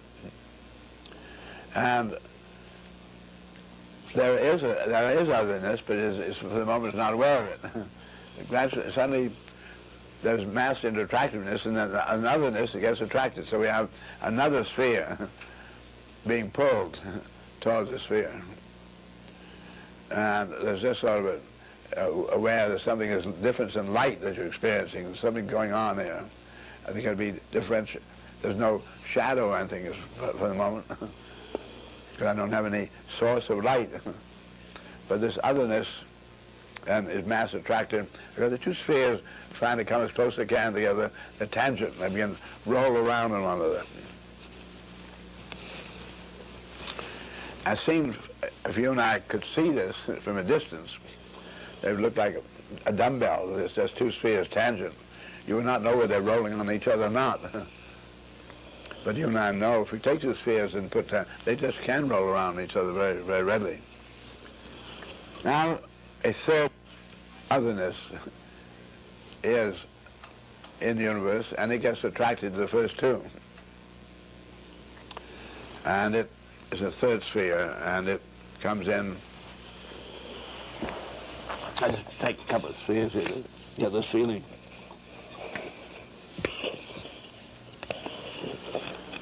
Just want to get a feel of these, how they can roll around on each other. And now there's a third sphere that gets attracted.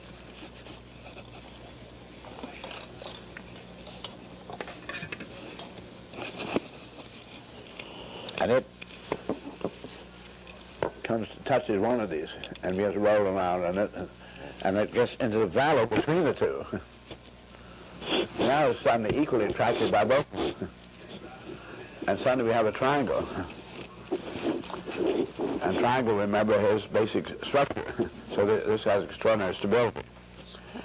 No longer can they roll anywhere around here because we found, I'm sure you've had experience with gears. You got two gears of the same diameter, same number of teeth, and you have one turning clockwise and they meshed, and the other one's turning counterclockwise. They go along very nicely. If we have four gears, touching the train of gears it's called, positive, a negative, a positive, a negative, everything just goes great. But if I have odd numbers of gears, 3 for instance, these two can be going like that. But then the one that comes and touches here can't gratify both directions, going this way and that way, and they lock. When we have odd numbers of gears in a train, they lock. So we find these 3 spheres can no longer just roll around here, but the one thing they can do, notice this one touches 2 others here. So it can roll in that valley like that, rolling around here. What happens is that if this one does something, there's a friction here and makes the other one do it. So you find all 3 of them begin to, like a rubber donut, they evolve like that. They can do that very well. So the top is evolving outwardly and the bottom is turning inwardly. So I just call it kind of like a rubber donut, can keep it going around. Now a 4th sphere appears in the universe. And it doesn't make a difference exactly what size it is. And it lands on here and rolls around here and gets this valley, and then suddenly goes in the nest between the others.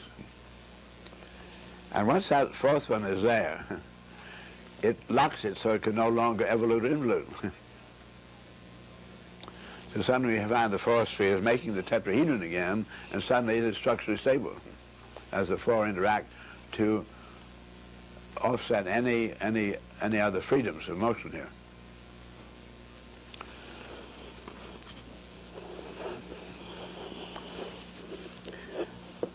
I've just found, I was asked about 8 years ago to go to the University of California at Los Angeles, where they're having the art departments of all of the University of California branches along the coast annually choose one of them where they'll have an art festival they all come together at.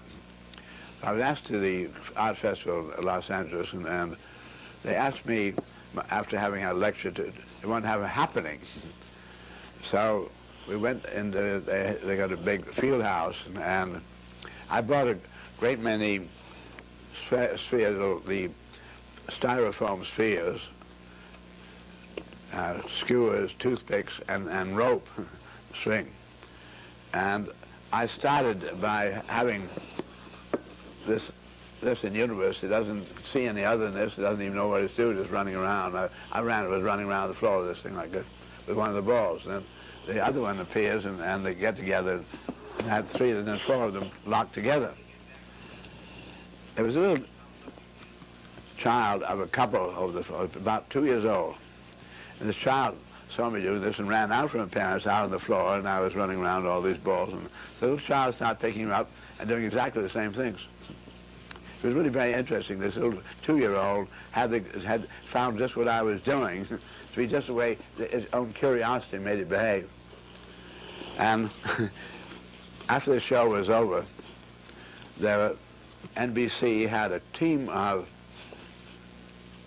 cameramen and directors and so forth, and they they said, we've been waiting till this is over, so we want to make a movie picture of you.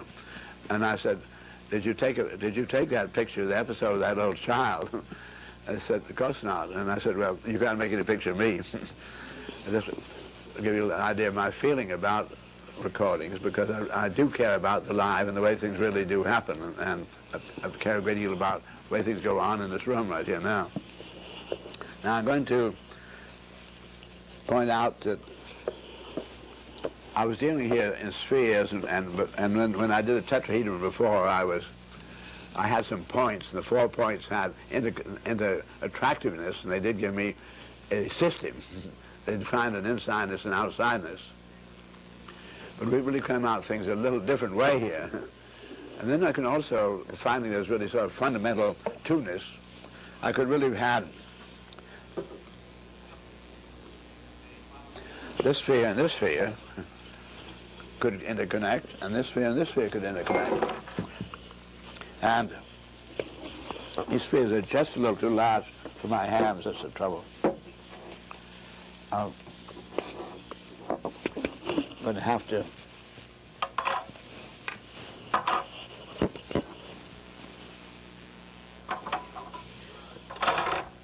now I take two spheres and two spheres. They're touching each other, the pairs, dumbbells. What I want to do is to bring them together, not to make a square, but we have precession.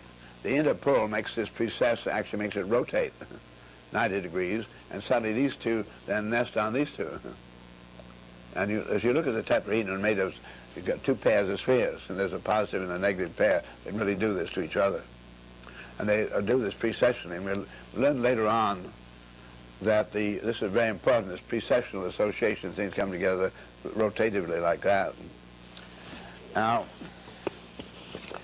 I'm going to also then come back to something I did talk a little about yesterday, that the 6 edges of the tetrahedron as acting, the 6 represented one unit of quantum, these 6 vectors. And I made an experiment with my own personal body in relation to degrees of freedom. Being brought up in a good community, I'm in a good school, and I learned considerable about physics and so forth, chemistry. I was very intrigued by the concept of the inter-attractiveness of the masses and so forth. And I said, also as I got into navigation in the Navy, if I'm looking at something like the Pleiades or looking at Andromeda, it's approximately just one little point. But you learn that that's a whole constellation. You're looking at incredible numbers of stars. But they're so far away that they appear to be one star. And thinking about then mass inter-attraction, so well, I said, if they're pulling me, I don't think each of those stars separately, a billion stars in there are pulling on me separately. They really would be, they're so far away that parallax sets in, and they really, in fact, only one pull. We do have then in astronomy this phenomenon of parallax, and then it's continually operative where things do pair together. So I said, I wonder how many lines are pulling on me in the universe. Though it's pulling on our Earth a little more so, but how many are pulling on me, or even, say, pulling on our Earth? Are they, each one of those stars, they're pulling separately, or do they group up, possibly, into pulls?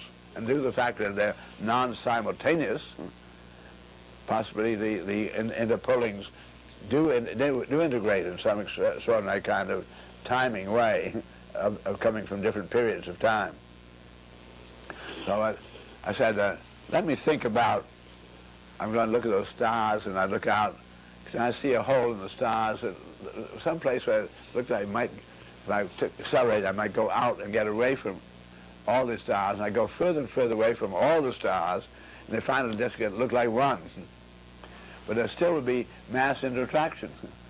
So I would be very much as if like a ball on a string, like we call it a tether ball. We have a mast and a string and a tennis ball on there, and you can hit it. And that ball can go all kinds of ways.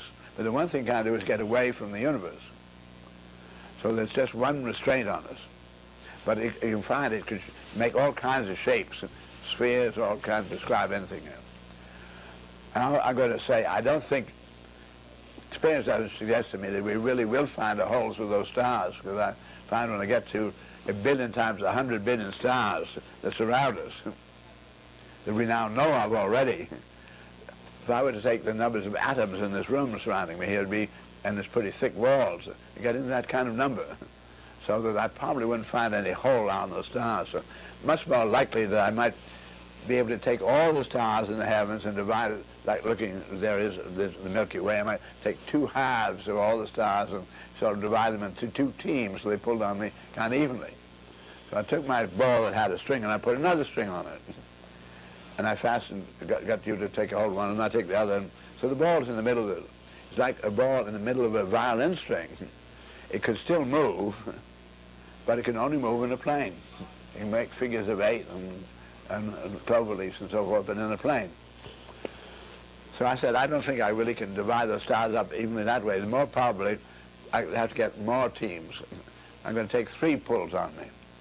So I took a 3rd string on this other, the ball is the middle between you and I. You take a 3rd string and you pull it over there. Now I find it can still move, but it's as if it's a ball in the middle of a drum head. It can oscillate only in a line. But interesting. 1 restraint allowed me to have sphericity, 2 restraints made me a plane, and 3 restraints produces a line. So then I said, I'm going to pull the drum head one way. I put a 4th line on the ball, pull it vertically, and it suddenly seems to be immobilized, as if I muted the drums, pulling the skin just one direction. But I made a model where I made a steel tetrahedron with 4 corners and had the 4 rods, thin steel rods, come into a central ball at the center of the center of gravity of the tetrahedron. And the steel ball, and I pulled those rods tight. They were very thin, so the slenderness ratio. And I found that the ball, if I put a plumber's Stilson wrench on that ball, I could rotate it in place. I could not move it away from any of the 4 corners, but locally you could rotate. In fact, put it on several ways and kept rotating. So it was locally rotatable. Why? Because you found that any 2 of these rods were coming into the surface of the sphere. They were not coming to the center of the sphere. You couldn't get the center of the sphere. You're bound as long as there's in a sphere there tall. You want one coming like that and one in here, so it made a trapezoid. There was a distance between where they hit the sphere. And a trapezoid is unstable as a 4-sided figure.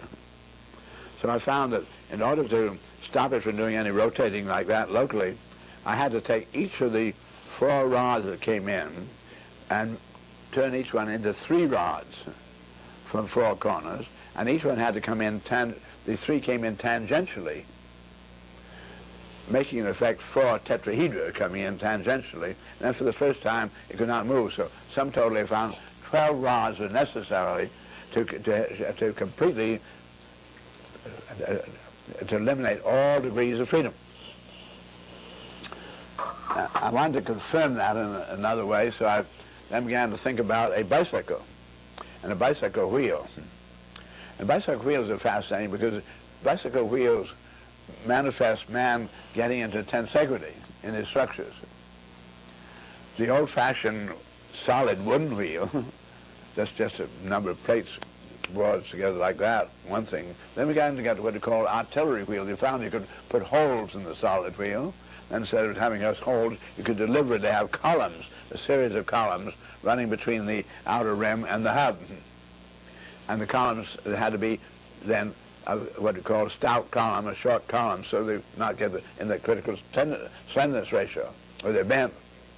So each one is a pole, like pole vaulting, as you go over the bar, they give you another bar, and they keep going along on these columns. Then we came to the wire wheel, and the wire wheel is very different because the load is the wagon, and the wagon then goes out to its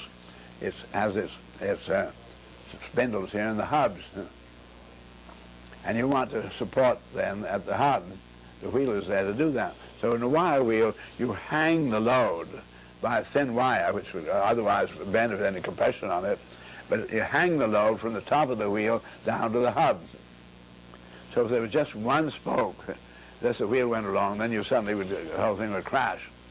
We find then if you want to have your bicycle wheel worthwhile light, you have an awful lot of weight to pump your bicycle, so you'd like to have the wheel weigh as little as possible. So you'd like to have the rim good and thin. And the rim is a mast, it's over a bent mast going around, coming back to itself, so that what I want to do is to shorten up the unsupported length of rim. So I'm going to have a hub and one tension from the top down to the hub, and then go 120 degrees on the wheel and have another spoke over here, another. So you've got three spokes now. They're just wire spokes to the hub.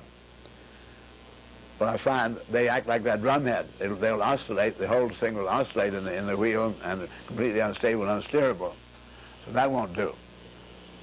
So I see what I could do is if I had two skins on a drum head and I put a spacer in between the two, then you mute it, you put it positive and negative, so I can have 6 spokes now, and 3 come from one side of the hub, of the rim, into the hub, and 3 from the other side.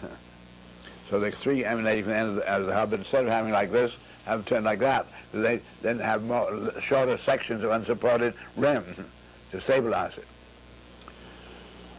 But I found that didn't work, because as the 6 came into the hub, again, they came in the way I'd shown you the circle before. They came in forming a trapezoid, so there's a little section here, and the hub could torque it locally. I found I had to take each of the 6 came in there, and break each one into 2, and have each one come in the pairs tangentially, one take care of the rotation this way, and one take care of the rotation that way. Now, it is perfectly possible to put, of those 6, that I could only take 2 of them and cross them to take care of this torque, you say. But then you find if you do, you unbalance this. The wheel has to have symmetry of structuring all the way through. And if you have an oddity like just one pair across to top this, then you find that she's going to wobble like that. She builds up what you call dynamic instability. So that it takes a minimum of 12 spokes for a wire wheel. It took a minimum of 12 restraints to immobilize me in the universe. So I find then these seem to be the 6 positive and the 6 negative of the same, our old friend, the tetrahedron. The tetrahedron then can, as we saw it yesterday, can turn itself inside out, and so this is the positive and the negative side of the same tetrahedron. I gave you yesterday the dimpling in of that this tetrahedron can turn itself inside out if it's rubber legs. I just move one vertex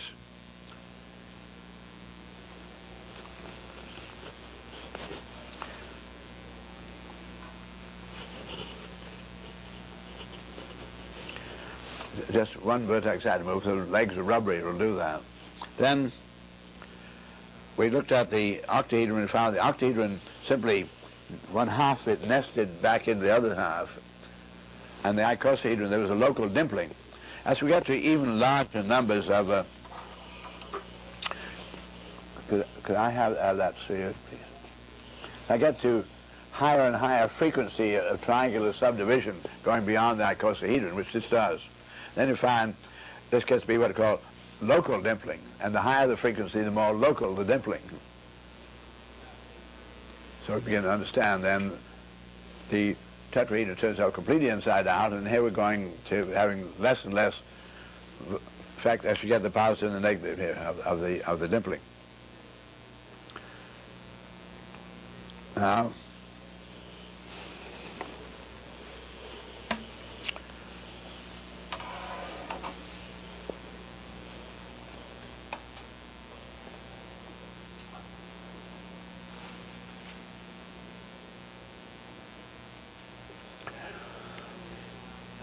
I want you to think in largest possible context of our universe, and our universe which is continually transforming everywhere, but everywhere transforming at different rates. And I gave you the importing, exporting of energies, of the Boltzmann effect, where energies given off by this begin to form new, and they begin to be new local systems in the universe, new stars, and then they begin to gradually get to the point where, instead of being, I use the word syntropic, in contradistinction to great second law of thermodynamics, entropic, where they're giving off energies. They're places where energies are being imported, and not only imported but sought in and put into increasing order. And now thinking about things in a very big kind of pattern, and thinking about our own what it is you and I are experiencing. Recalling that yes, a year ago we had the Copernicus celebration of the 500th year, since he realized that we were also on a planet. We're not in a platform in the middle of the universe with everything going around us. We've come then to the realization of our little planet. There really is, and this is very important for you, theoretically, we now know then this is a little planet of this sun, and many things that I talk about, very familiar to all of you. This is the well-known data. But I want to point out to you that also then there are these conditioned reflexes of humanity, where we've had explanations from people who love us very much, we love them very much, and we get to being told by people who love us very much, you're going to find this very pleasant and so forth, it's going to be bad, developing all kinds of prejudices and so forth, and fixities of reflexing. I have tried, I've had the advantage of speaking to bodies of distinguished scientists on a number of occasions, and I've always asked those scientists if any of them can raise his hand and say, when most people say they see the sun setting, that they do not see the sun setting, that they see and feel the horizon of the earth to be rolling around to obscure the sun. All of them agree that they see the sun setting. And we all agree that science has known for 500 years that that's not what's going on. So I want to point out there's a complete difference between the theoretical knowledge that you have. So science and all society has greater theoretical knowledge, but the sensing is the way they reflex. And they've been told and conditioned for a very, very long time that the sun is going around the earth. And they also were thinking they notice a sphere today, but find humanity still talking and thinking flat earth. It still uses wide, wide world. It's to each local person, it's still really feeling this is flat out here. And there's some, I know the people in China are not upside down, but the point is, I feel this way. And because of it's so flat, it goes to infinity, therefore, what goes on locally is very important, and there's room to get rid of anything you don't like, and man's been operating that kind of way. There's also been part of his experience of dealing in infinity. Infinity is going to have a lot more resources to take the place of the ones you've already wasted and used up. Man's been very tightly tied up to those conditioned reflexes. And as you begin to go along with me during these few days here together, I want you to always be deeply aware of those conditioned reflexes that are working against the man's taking advantage of the theoretical knowledge we have, because I've been going to expose you to more and more discoveries of principles that are operative that could make it possible to make a man a great success, because I really have now taken inventory totally of how much you need to have environmental control. We've taken inventory of how much energy we need to really carry on, having all of humanity enjoying all the earth continually, looking out for all the generations to come, and we find it highly feasible. But we see that humanity is tied up in patterns that do not make it very clear whether they're really going to break through, whether they're going to overcome the conditioned reflexes. Maybe there's a great many older people going to have to die before we really free ourselves. Maybe that's the evolutionary rate. We find nature does have her checks and balances, and she has gestation rates. She doesn't have any immediate anything. And each one has, and the bigger ones take the longer. The most important ones take the longest. So that what is going the biggest way is you and I are trying to be as conscious as we can about how we participate and what are the challenges to our employing this information on behalf of the others.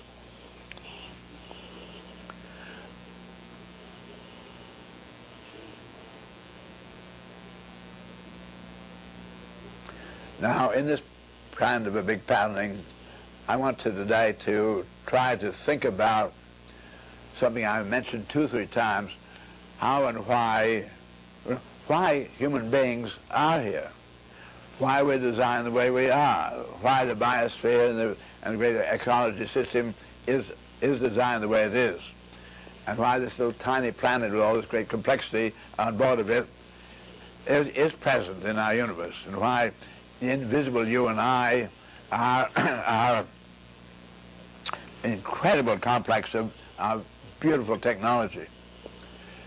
And that's a point that you might as well think about now and think about all through my talk, that technology is then the integrity of interrelationship, interoperativeness of principles, and the ability to accommodate the transformations, and the ability to complement and to, it is a great enormous complexity of interaction of generalized principles which make possible an eternally regenerative universe, where the principles are then always characterized by these degrees of freedom, with now known 92 regenerative chemical elements, and having discovered just in this century that each one of those chemical elements, when incandescent, we said yesterday, has a unique set of frequencies, electromagnetic frequencies they give off. These are invisible colors to you and I, invisible frequencies that we don't have the tuning capability for, but they are tunable and recognizable by photographic emulsions, so that we have been able to identify each one of them. And we have then these incredible behaviors of incredibly high frequencies, way beyond any sensing on your part and my part. And with every one of the events of the intertransformings, there are always 6 positive, 6 negative degrees of freedom. There are an enormous number of options of nature. Because I want you to just think about that pattern. I said with every event, there are always these 6 positive, 6 negative. If I were to make a drawing of that then, this is a game of chess, but it's an omnidirectional game of chess, and every time you get a move, you get 6 moves. And it's going to be in respect to an orderly universe. But so you have this move, and you can go like that, you can go like that, and come back where you started, because you had 6. Or you could, same 6, you can go like that, that, that. It might be over here. There are an extraordinary number of varieties of consequences. With every move, you go 6, and they're not in a plane, because they can also then be this way. As a consequence of the universe having these 6 positive, 6 negative degrees of freedom with every move, we have differentiation and positioning. And the very fact that there is differential interpositioning and entities in our sensing is accommodated by this. It means then there's so many of the varieties and options of choice of these are equi-economical, because nature is always most economical. These are the most economical vectors. So there's 6 positive, 6 negative equi-economical options at every event. So it's anything but a yes, no, stop, go. Man tends to think linearly that he's going to get chopped against a red light or a green light. But it's not that way at all. It has so many degrees of freedom, and the frequency at which the next move comes is so high that you can come out daisies, you can come out elephants, you can come out galaxies. This to me is incredible that it has so much freedom. It seems to be absolutely free. There's a tendency of man then talking about sort of a free will, but he does have all his physical options. He, in effect, can do anything. But some of the things will take longer than others. In effect, he can do anything, but they just take longer than others. Now, here are we human beings in this kind of a pattern, and with the minds discovering those principles and discovering that there's a plurality of them, they're all interaccommodative, and that a plurality of interaccommodative behaviors are designed, that we human beings discovered that we're given the faculty to have access to some of the design of the universe itself, that we don't know any other phenomena having this capability, makes me have to really pay a lot of attention to that human being here. I want to think a little more about those human beings. What do we know about them in relation to other living species, all other enormous number of organisms, botanical and zoological? And one thing I can say is the following, that all the other species have an evidence, very important integral equipment built into the organism, which gives special advantage in special environments. So maybe this particular kind of a vine that grows superbly in this particular area of the Amazon, what some kind of insect could do, just extraordinary little things locally in special environments. There's just special equipment for it. So this very strange-looking creature can't have that special equipment. So we find the bird then designed with integral wings for his métier then is the air. In gases he can fly beautifully. But when he's not flying, he cannot divest himself of his wings. So the wings then, when he's trying to walk around, are quite encumbering. We find then all living species then having some of this integral equipment for special environments. We found a number of the creatures with brains the way human beings have, and those brains are also sensing mechanisms, and they're feeling. And the brains, as I said yesterday, always correlating and integrating the information of the different senses. And human beings have larger brains than any of the others. They can put away and store information regarding more special case experiences than the others. But then the human has that mind. We don't have any knowledge of any other creature having that kind of phenomenon. We don't find any evidence any of the creatures are deliberately employing principles. They are flying, they're low pressure, their wing is beautifully designed for them to do it, but they have not designed it that way. Now, what I find then that the humans are then given the capability to get enormous amounts of information, and this ability to discover principles, and to be really then very much at the center of things, where the individual then discovers the principle of pressure differentials in gases, the Bernoulli principle, develop the wing foil with the pressure differential, the negative lift.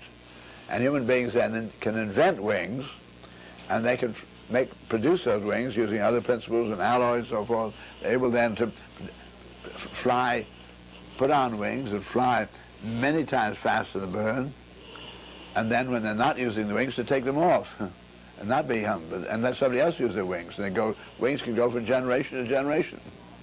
The same organism can be used by others. In other words, they begin to develop their own organism. We are given the capability to employ principles and actually participate in some way in the evolutionary events of the universe. Because if we do produce these artifacts, they do alter the environmental behaviors. But we're given that capability. Now, again, I said all the universe is technology. And the technology is going on all the time, and you don't know what makes your fingernail grow, but it's beautiful technology.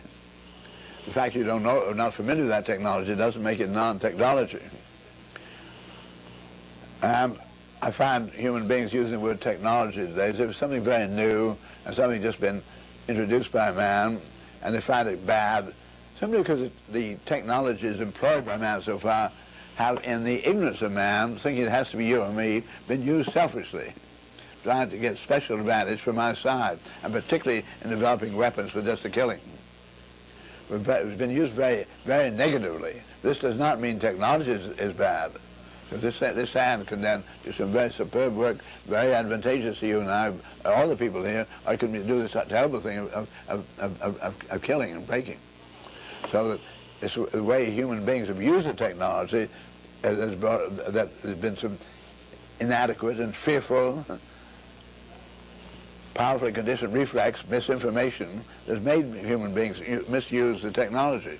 But I want to be sure we don't get caught in any trap where we say, I'm against technology or something like that, and I'm going to go back to pre-technology. You never will. As long as there's going to be a turnip growing there, that's incredible technology. And so that simply is a matter of how do we employ it. Are we really thoughtful? Are we considerate about all the other reciprocities that have to go on ecologically? Those are things. Are we considerate when they talk comprehensive anticipatory design science? We pay attention to what the universe is trying to do. Are we conserving the universe? Are we using the income energies?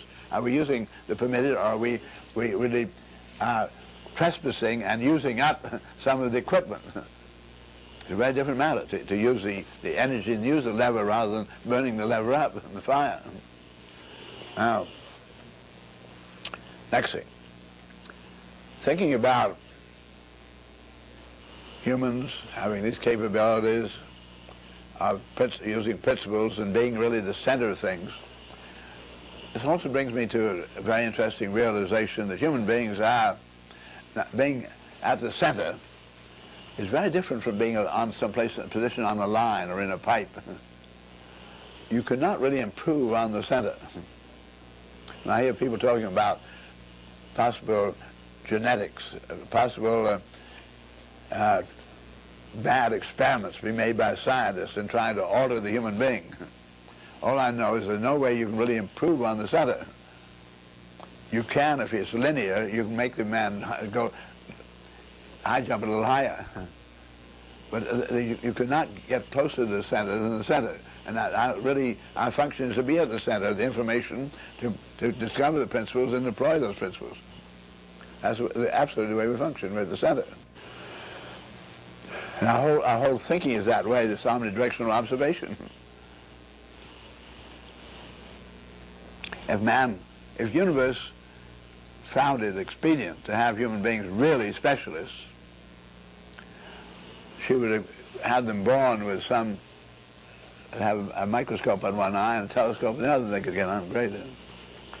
But that's not, we were not meant to be that way. We were meant to be then omni-medium, omnidirection, omni-environment operative. And we've given principles then to permeate and occupy larger and larger environments to finally get off the board of our little tiny planets and get over to the next operating that moon going around, the Earth like this going around the sun together, so we got a ferry cross between these fast-moving objects.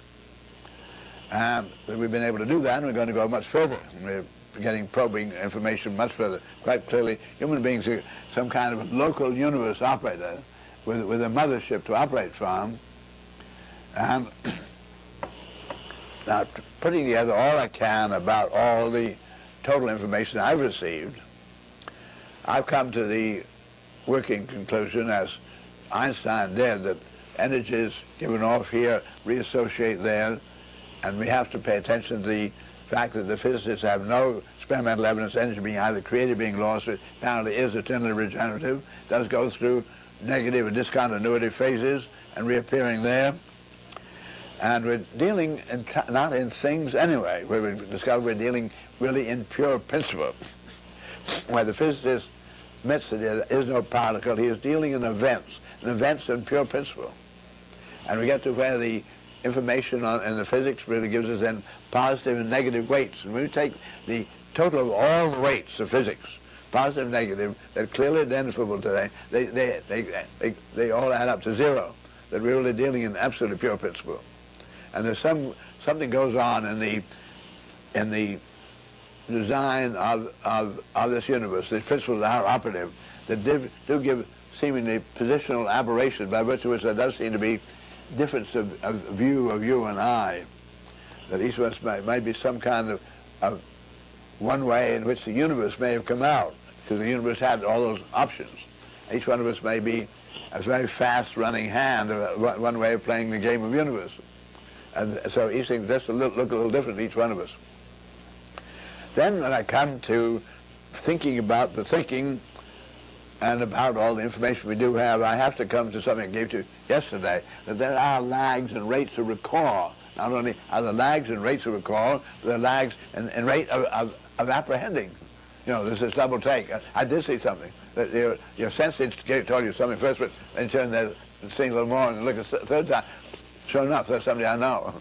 But there's lag in here. The fact that there is lag means we were never really right on with the extraordinary velocity of things do operate. That is, we're always a little out of phase with whatever the really great principles are themselves. That we are inherently aberrated. And that we find what begins to become very fascinating, get into synergetics and which are all the geometries that we have, that you'll be expecting with me here. And our book is just about to come out with the synergetics, is to discover that really nature has aberrational limits, and she pulsates from the vector equilibrium. That's the absolute zero, when our aberration will never let us stay at the center. We cannot get to the pure center, but nature pulsates through the positive and negative from it into various degrees and all these different kinds of intertransformabilities with very, very high frequencies of doing it. So that what we have as an awareness is really one way of being sort of aware of the universe, really checking up in its own principles and checking up in its own integrity of its holding together while it can aberrate. It's a really quite a fascinating piece of thinking here as we come to that kind of a challenge. Now,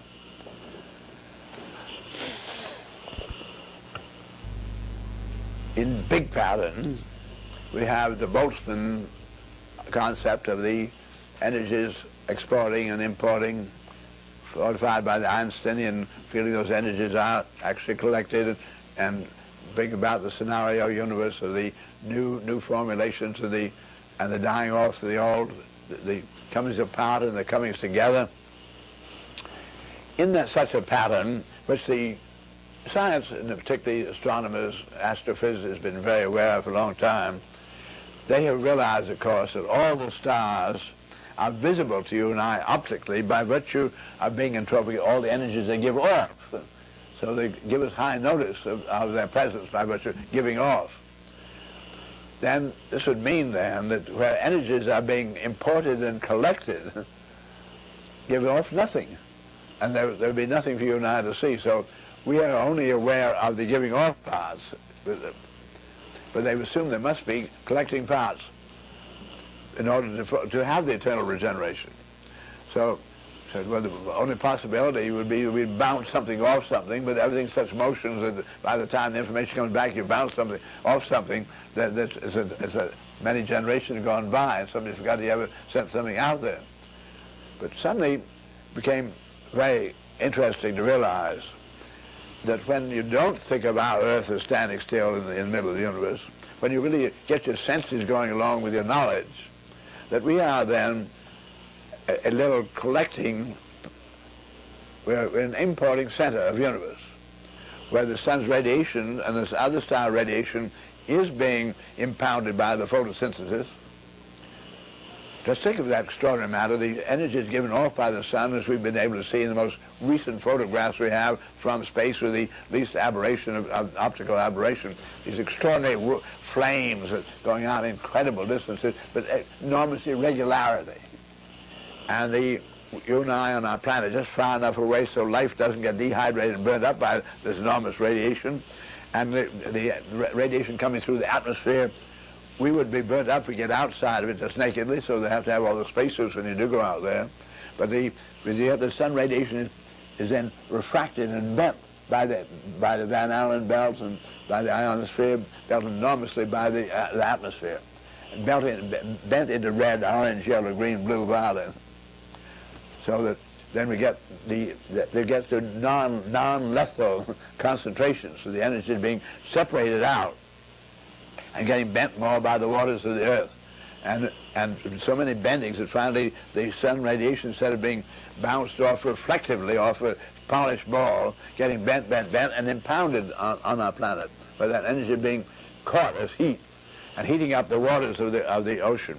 It's because the Earth being covered with water, and water taking on heat and losing it, letting it off more slowly than any other substance. So it's very stabilizing energy impounder of the water, stabilizing the heat operating around our Earth to such an extraordinary extent that the annual variations, as you all know, do not really add up to 1 degree Fahrenheit over very enormous periods of time. If it gets just a little variation, it works towards an ice age, a little away from the ice age. And so we find then that within this extraordinary thermal balance, all that beautiful sun radiation would say the clouds there that get in the way, so that there's great irregularity of the receipts, and you have to get bent and get in this beautiful orderly heat.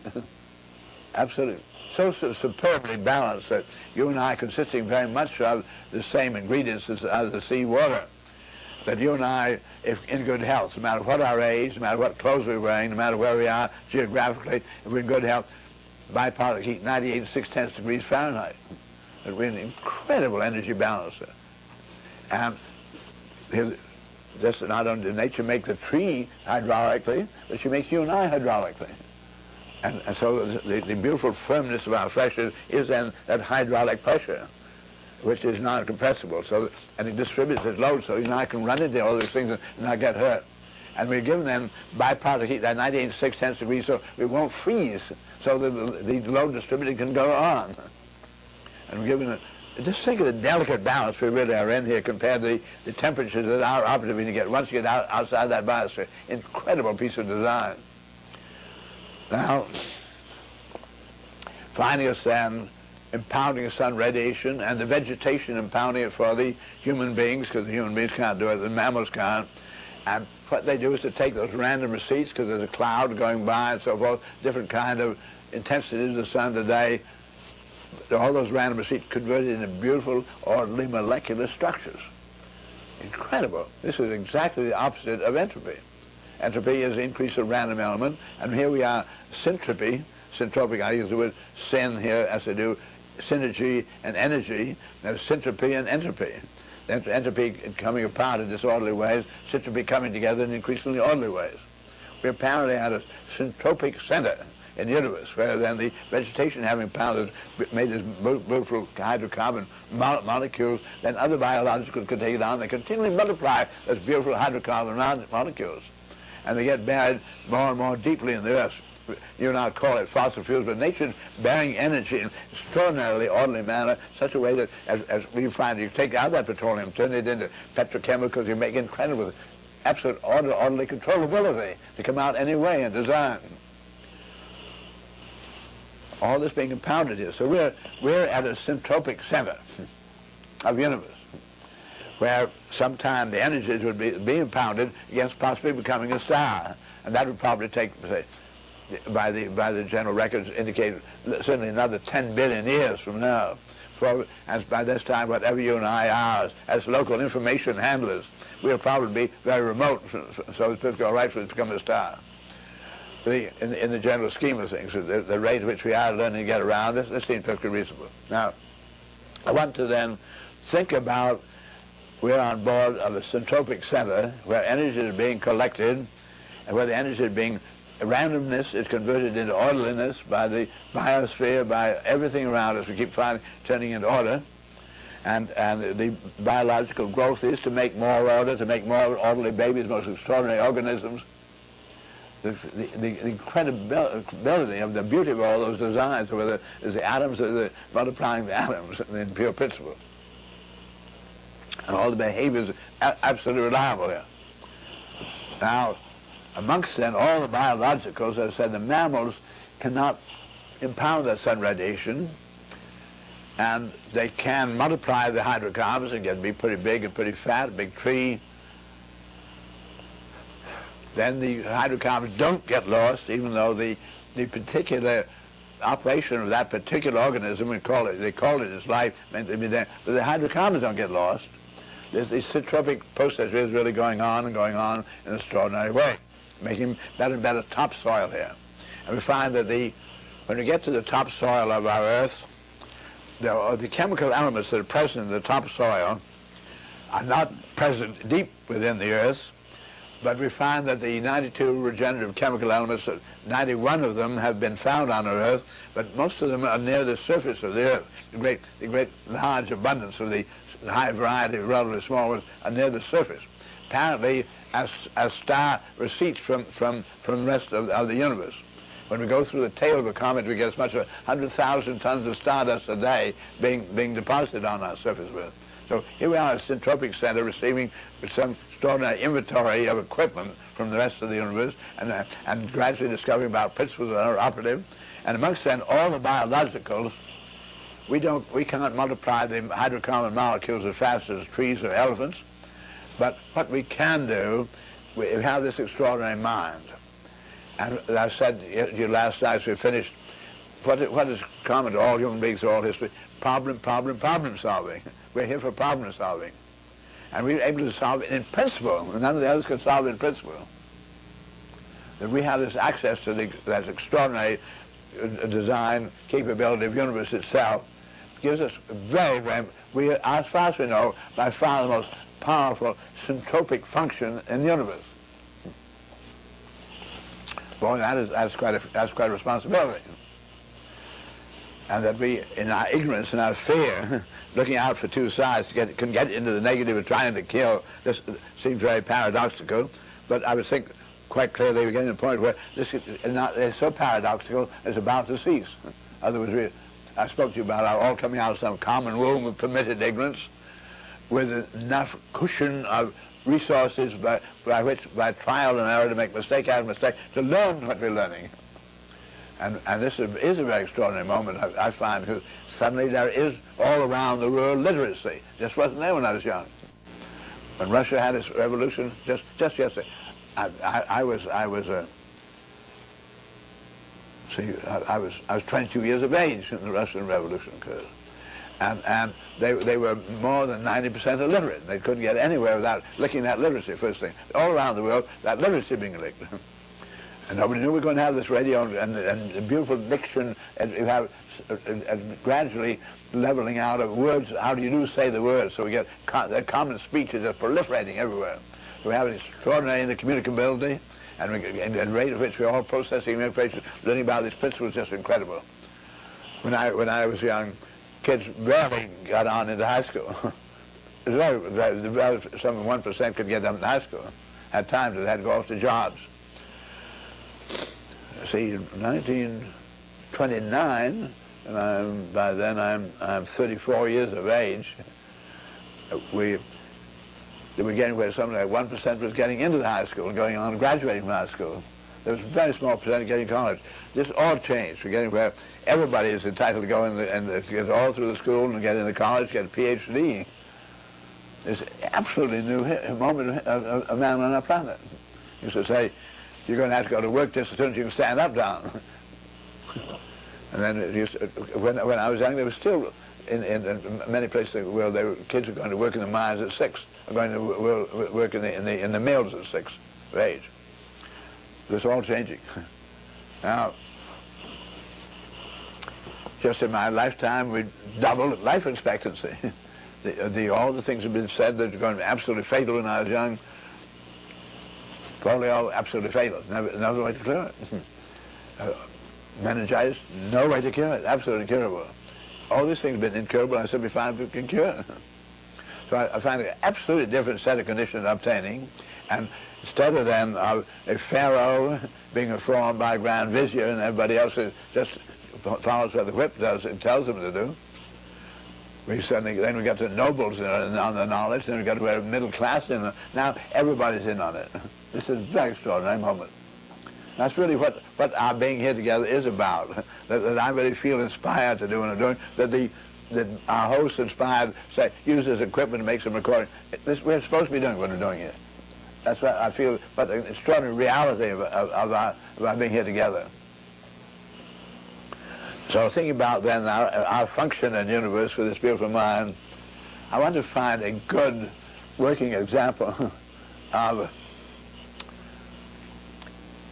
an analogy at a scale that you and I can comprehend, because when I talk about an eternally regenerative universe, and of which you and I just in a very short amount of time been able to it's just.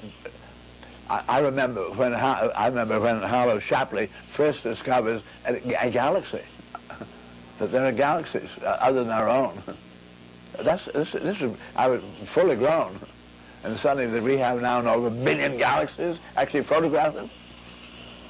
Incredible thing going on here. Now, it's trying to, and you and I just can't think. And one reason I showed you last night this picture of this expanding flame phenomena. Do you remember expanding at a rate where just a little over one day, its rate of expansion is the distance between the Earth and the Sun, and yet it looks like it stays absolutely no motion there. So we cannot really get the feeling. Our reflexes are not allowed to participate. If we really could, then we'd burn up if we got in there. That kind of information. So here we are in this extraordinary, beautiful biosphere with the operating conditions, with the great delicacy and balance where you and I are then are hydraulically designed and so forth. I want you to think about a complex design accomplished by human beings. And I find the carelessness with which people talk about a Boeing 747. You know, I've flown that, they're no good. But a Boeing 747 is a very extraordinary device. And it goes through the sky, through the air, at a velocity equivalent to 10 times the velocity of a hurricane. Now, the resistance in the air increases as a second power. So the ferocity, the actually engineering ferocity of interaction of that Boeing 747 with the environment is 100-fold the ferocity of a hurricane that you and I experience. Just multiply that 100-fold.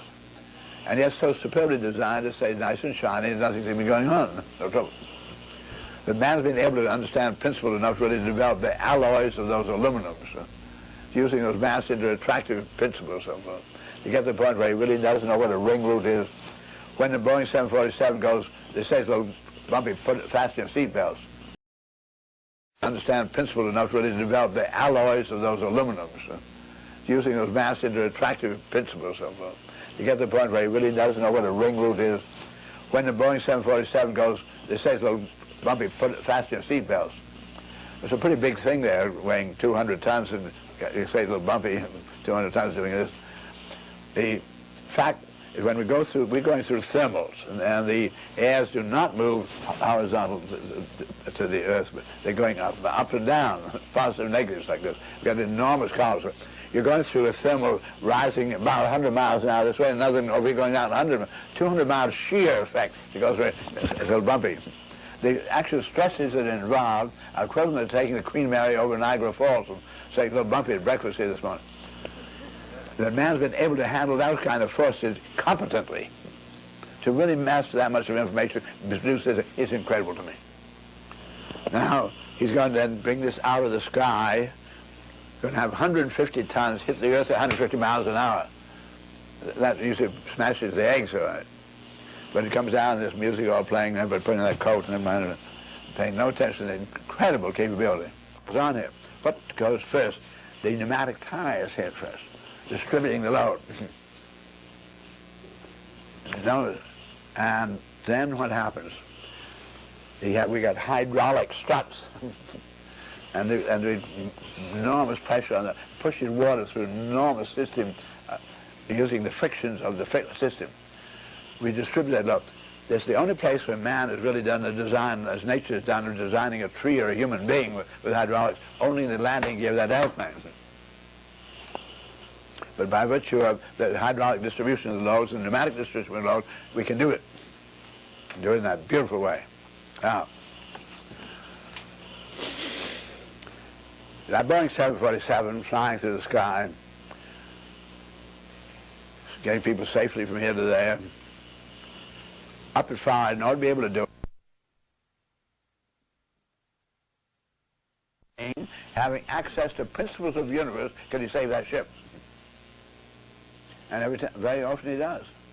I would then say, if I were designing an eternally regenerative universe, in contradistinction to a little Boeing on a little planet Earth, an eternally regenerative universe with absolute integrity, with incredible technology that is operative, I think you would need local instrumentation, getting local sensing of what are the critical information. And you certainly need locally a monitor, like that pilot outside, who has access to great rules themselves in order to be able to solve critical problems. And I think that's just what we're here for. We're here, and we're just at the point where we can really talk about it this way. It seems to keep merging. That's why we're here. We meant to use every bit we have of these faculties of apprehending and comprehending and employing principles. That's what we're here for.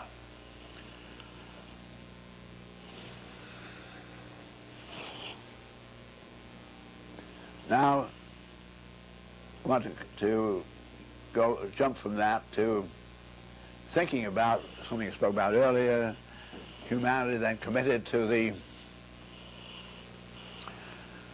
concept nowhere nearly enough around. This is the non-thinking bureaucracies, great governments and great bureaucracies, and great corporations and great bureaucracies, and there's a struggle in there of they call it in the company politics, bureaucracy politics, who's going to get the job, whose family are going to eat, whose family is going to be safe. And you know, this is the rules, and you know how the boss thinks about that, and you don't do your thinking. You just say, how do I play it safe? So I have an enormous number of humanity on our in bureaucracy and not thinking. So this thinking capability we have is not being generally employed except by little children. And little children spontaneously start thinking, ask most beautiful questions. And then they get told down, never mind, you better not do that, it's going to get the family in trouble, etc., etc., and they get negative until, but each child is a little less put upon in this manner because the information that is coming in is so absolutely contradictory to the traditional way of looking at things that the older world just can't say it with conviction anymore. Yeah, you are wrong. And so the child is beginning to think freely. That really is typical of your generation. You are really doing your own. You're not endowed with something that generation before didn't have, but the generation before, I was brought up, my father died when I was very young. My mother said, darling, this man's taking a lot of trouble to talk to you. He's a great friend of your father. And I say, I didn't like what he said. Mother said, never mind what you think. Pay attention to this man. He doesn't know what he's thinking. He's taking a lot of trouble. And I was continually being told, never mind what you think. Pay attention. And I was being sent to the school where they're going to really show me. And so I continually found what I was thinking a little out from what I was being taught. I assumed that I was just a freak. And I have to get on with myself as a freak. So I don't know how many of you really have had to often think that way about yourself, but I guess you got to live with a freak. Now, you're just not being told anymore, never mind what you think. and you had the thinking capabilities always was there, and just not being discouraged so much. This is my biggest hope that we're going to make it here is that this thinking is being manifested and really employed by the young world. And will it get going fast enough to overcome the inertias in the bureaucracies and the fears operative in those bureaucracies? It's a very touch and go question. Even though I now know that we have the option to make man, I really know how. I know what all the things we have to do design-wise to get there. That we'll do it. I have the slightest idea. But I'm deeply moved as I begin to see one more manifest a little more out for us in the newer freedoms of that young world. Because each child being born is being born in the presence of less misinformation. Each child is being born in the presence of a lot more reliable information, and they're paying attention. So they're thinking with very good inputs of data. The operation conditions are very, very much improved all the time, and each child a little better off.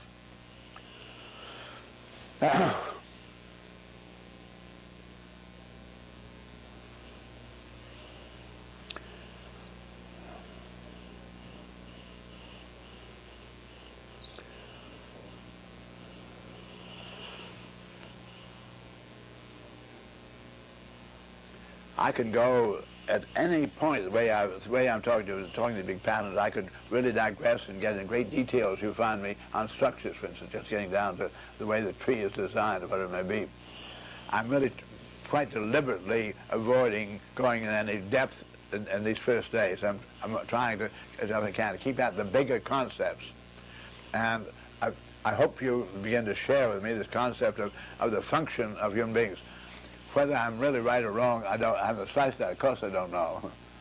But it does not seem to be, I don't find any argument against it. And I find it to be very, very good arguments for it. So that for the moment I feel I can accept it as a hypothesis that it's reasonable that we are here then as problem solvers, and that we're given, particularly in metaphysical problems, to solve in principle. Therefore, we will have to get more and more courage to really go along with principles, and have less and less fear of upsetting the tradition and the game, and be less and less afraid of those who are afraid. Now, I'm going to bring in one more a principle that I talked to you about, and this goes back to 1927 in my life when I was 30 years of age. And I'd had, by good fortune, really an acceleration in finding out a great deal about what doesn't work. And I've really been so enthusiastic about the people who love me and who tell me how to play the game. I try to play the game, but I was not thinking I was playing the game. And I learned to play the game very well, but then it came to really head-on crash. So that 1927, we had our second child born. Our first child having died 5 years earlier at the age of 4. And the loss of that first child was just an incredibly sad matter. So suddenly a new child entrusted to us, and we were penniless, and I really felt very strongly many of the things you heard me talking about here. I hadn't anywhere nearly the time to make the nice models that we have, but my feelings were pretty strong in pure principle about these things existing. I felt that quite clearly all my contemporaries had on highest priority in their lives that they had to earn a living. They hoped they might earn it in a way that would be pleasant to them, but pleasant or not, you got to earn a living. That was very hard. Your generation is not all whelmed that way, but we were really all whelmed by it to such an extent I didn't have anybody even think of contradicting it. It seemed to be so obvious. It just took us that way. And it began to occur to me that this is really nonsense. What we all ought to be doing is to say, what does my experience teach me needs to be attended to, and if not attended to, humanity will be in great trouble, and if attended to successfully, will bring great advantage to humanity. And what would I need to know more than I already know, other than having enough experience to realize it is so? What more do I need to know in order to do something about it? And what, if I am going to do something about it, what is the nature of what I'm going to do about it? Am I just going to try to tell people it's there? Am I going to try to reform people? And I said, number one, here I am. Fact is, I am absolutely penniless. I have no credit. and I feel and see these things. How do you carry on? I said, it could be that the little individual, human being, really has a very great advantage over great corporations and great states. What can the individual do that corporations can't do? Corporations are legal entities. They can't do what a human being. Number one, a corporation can't think. Only human beings can think. And I said, only a human being then can really operate on his own. He doesn't have to have anybody say yes or no. If he really thinks and sees that so, he can act like that. And luckily he can. The time again he can save the ship. But boy, he has to go fast. And has to operate in a very enormous confidence and principle. Now, so I said, all right, I see then this earning a living is in the way. And one of the principles, but I was deeply moved by having been in regular Navy, been early flying, so forth, really, of the employment of principles. I really have enormous confidence what you can do with principles. the principle of leverage, or and they absolutely count on that mass into attraction, whatever it may be. So,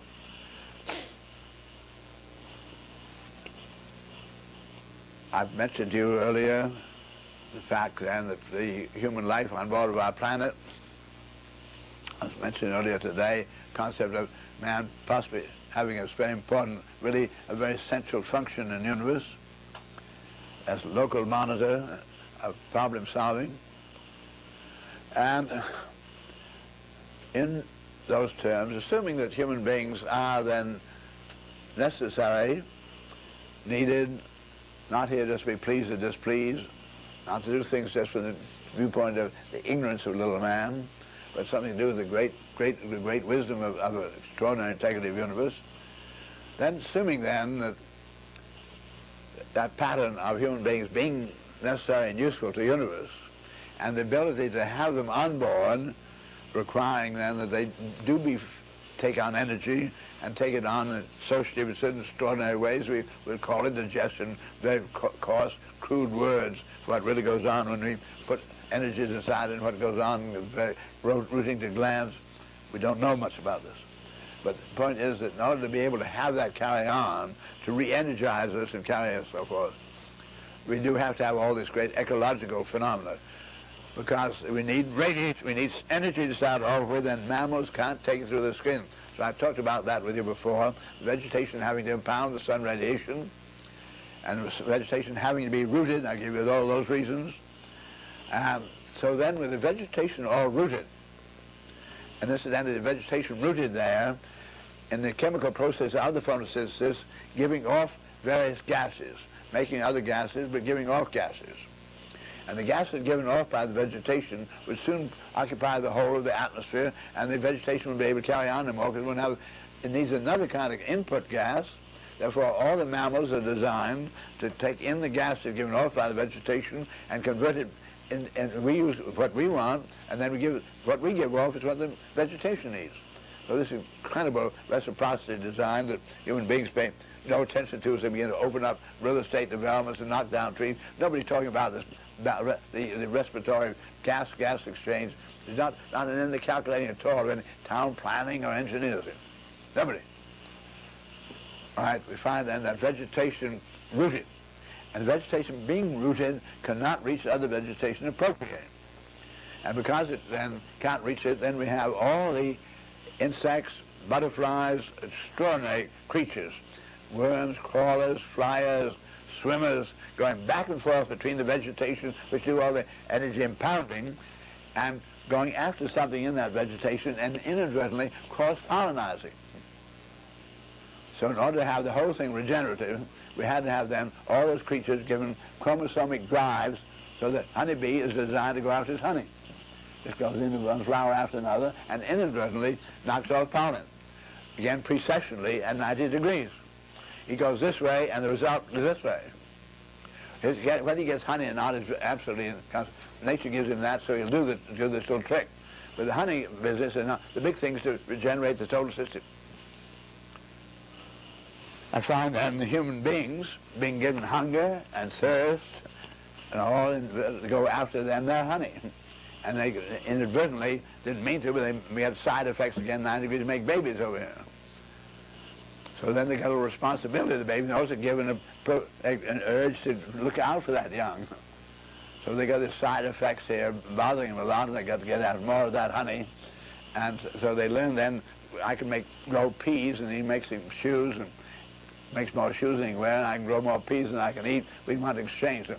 Looking out for these side effect kids here made an enormous amount of interchanges. So finally we sort of invent a unitary honey called money. So we go money bee. Everybody's always money bee and earn that living. And inadvertently do some logical things. And because we are so preoccupied with fear, looking out for our young, and really I find primarily the fear of human beings is not for themselves, but human beings are really very brave. It really is for those that they love and they really depend on them. Then they really get very fearful. So we have then this fear in those human beings and doing this. And then they produce guns, and that's not very good. But in producing the gun, they really learn how to develop production capability. so they can produce non-gun, they can produce life support, and they begin to do, being able to take care of a lot more people. All the great changes, the numbers of people really has been advanced, and the breakdown in the death rate, the enormous increase in longevity. All these things are a consequence of his doing the right things for the wrong reasons, and it's negative. You had to get him going. So I don't find anything fault with any of these things that human beings have done, because I really see nature is in a fulfillment, and that's not the eternal way of carrying on. It is part of the due process of humanity getting to where it can really function here.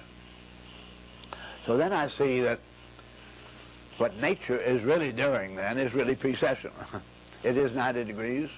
As I said the other day, the effect of bodies in motion on other bodies in motion is to make them go into orbit and not to fall in. So this sort of going after, you're falling into flowers and so forth, is at that 180 where the big thing's this way. So that's what man called this side effect. That's the main effect, and this is the side effect. I said, what I see is now that nature is trying then to maintain a regenerative system.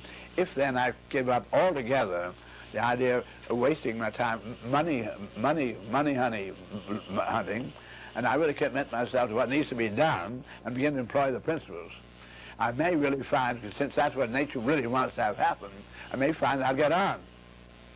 But I can't make bargains and nobody to write in a contract with me. I've got to go on my intuition and my sense of the truth. I've got to really go on my mind, and I've got to continually say, is this as far as I'm supposed to go? I get frustrated. Or maybe that's why I'm supposed to go with this particular one. What is the next high priority? What ought to attend to? Learning then to move this one and move that one. And I've had to make incredible mistakes, but in 1927, I did deliberately undertake to carry on from there on, forget ever again earning a living. And I had an absolutely, this is a new child. I assure you that my family, my friends, my wife's friends and family thought I was really an incredibly stupid and treacherous character. But it's not easy to get people to understand. It takes quite a lot of time to understand that precession and to understand the kind of confidence I really had in it.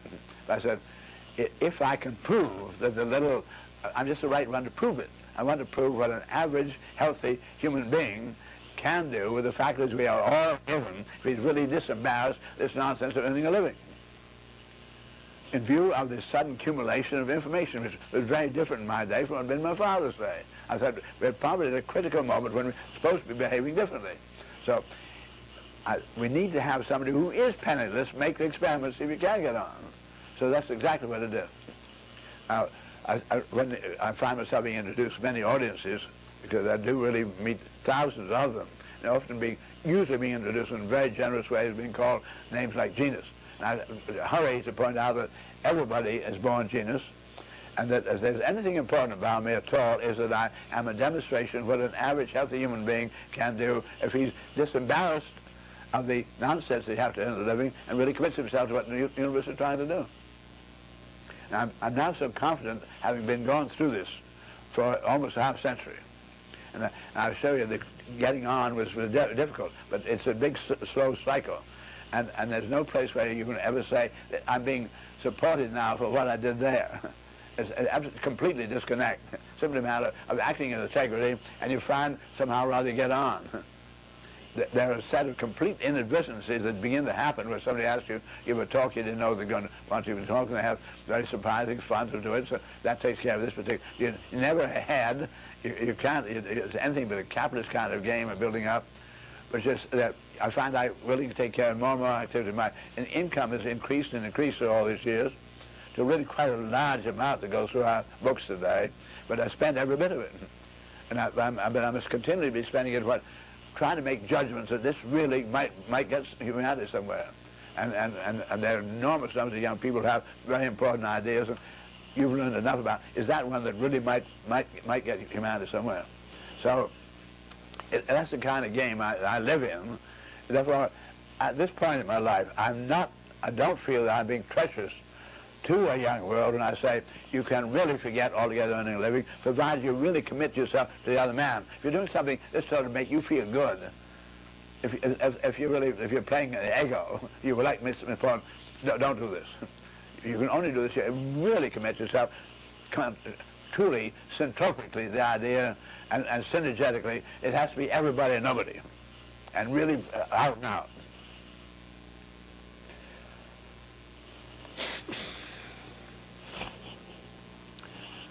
Well, I've introduced to you lots of patterns, and I've then tried to explore a principle, and I hope you, I think I've had enough experience with what I'm talking about to say I can now eliminate this as being just a coincidence about this. But I'll tell you, in learning, in being able to say that, I had to make many, many mistakes. Any number of times when I did get cold feet, or somebody else getting cold feet on my behalf said, come over, take this job, and things always went wrong when you went off there. You had to really commit yourself absolutely to the complete deep end, or it doesn't work. So you have to work on an incredible faith in the integrity of our universe. And when I began to have to do my own thinking, the number one question I had to ask myself was the following. I said, you've been taught to believe this and that. Your grandmother loved you to pieces. She told about something down in Mesopotamia 2,000 years ago. Said, down, you're too young to know, but there's been a relaying of people who do love and do want to be truthful, and this is the way it seems to be. And I said, if I'm going to do my own thing, I got to give up all the beliefs I ever had. And I don't want to be unkindly to my conditioned reflex towards my mother, my grandmother, or people I really love to pieces. I'm going to have to really question everything, come back to my own experiences, or to the experience of somebody who, it's my experience, is faithful in telling me about his experiences. Not what he believes, or what he asked me to believe, but what do we experience? So I said, all right, you have experienced all around you, all around the world, a fervor of human beings, a sense that there are all those churches and synagogues and enormous numbers of human beings who really feel, apparently, that something's going on, there's something operating in the universe a little more important and more competent and more reliable than man. I said, if you're going to do your own, in your own experience, do you have any reason to have to assume there's a greater intellect and integrity operating in the universe than that of man? I said, if you're going to really ask myself that, I'm overwhelmed by it, because I really have learned about leverage. I really have learned the mass attraction. I'm just overwhelmed at this, because it can only be discovered intellectually. It is entirely intellectual. There's quite clearly there's a manifest of an extraordinary intellectual integrity operating in the universe. Nothing to do with any shape or form or anything. Complete abstraction. It's just, and that you and I can never quite get to the truth. We can say it a little better, but you don't want that. So you and I know of it, and we can be inspired by it. But so I made complete commitment then, back to 87, to this intellectual integrity of the universe. And I said, if I really shoot the works, I don't know very deeply, if you keep your sensitivity, whether you're really on or not on. You're supposed to go this far, but when you stop and go, and what direction you take up. I think this is a very good time to stop tonight. I'll tell you that as we go on, I'm going to get in really quite depth. For instance, I gave you exposure to map. I don't tell you how I designed this map and why it does not have the aberrations and the misinformation and the other methods of projection. I'll be able to show you exactly why it has the least possible deformation. In going from spherical to flat, there is aberration, but this has going again to limit cases, it has the most evenly distributed error. So much so it's absolutely symmetrical. It's just that there is no visible distortion in this map. There is distortion, but I've been able to keep it in magnitudes that are sub-visible. I haven't, but principles do. So I'm going to say goodnight, and I will keep searching, and I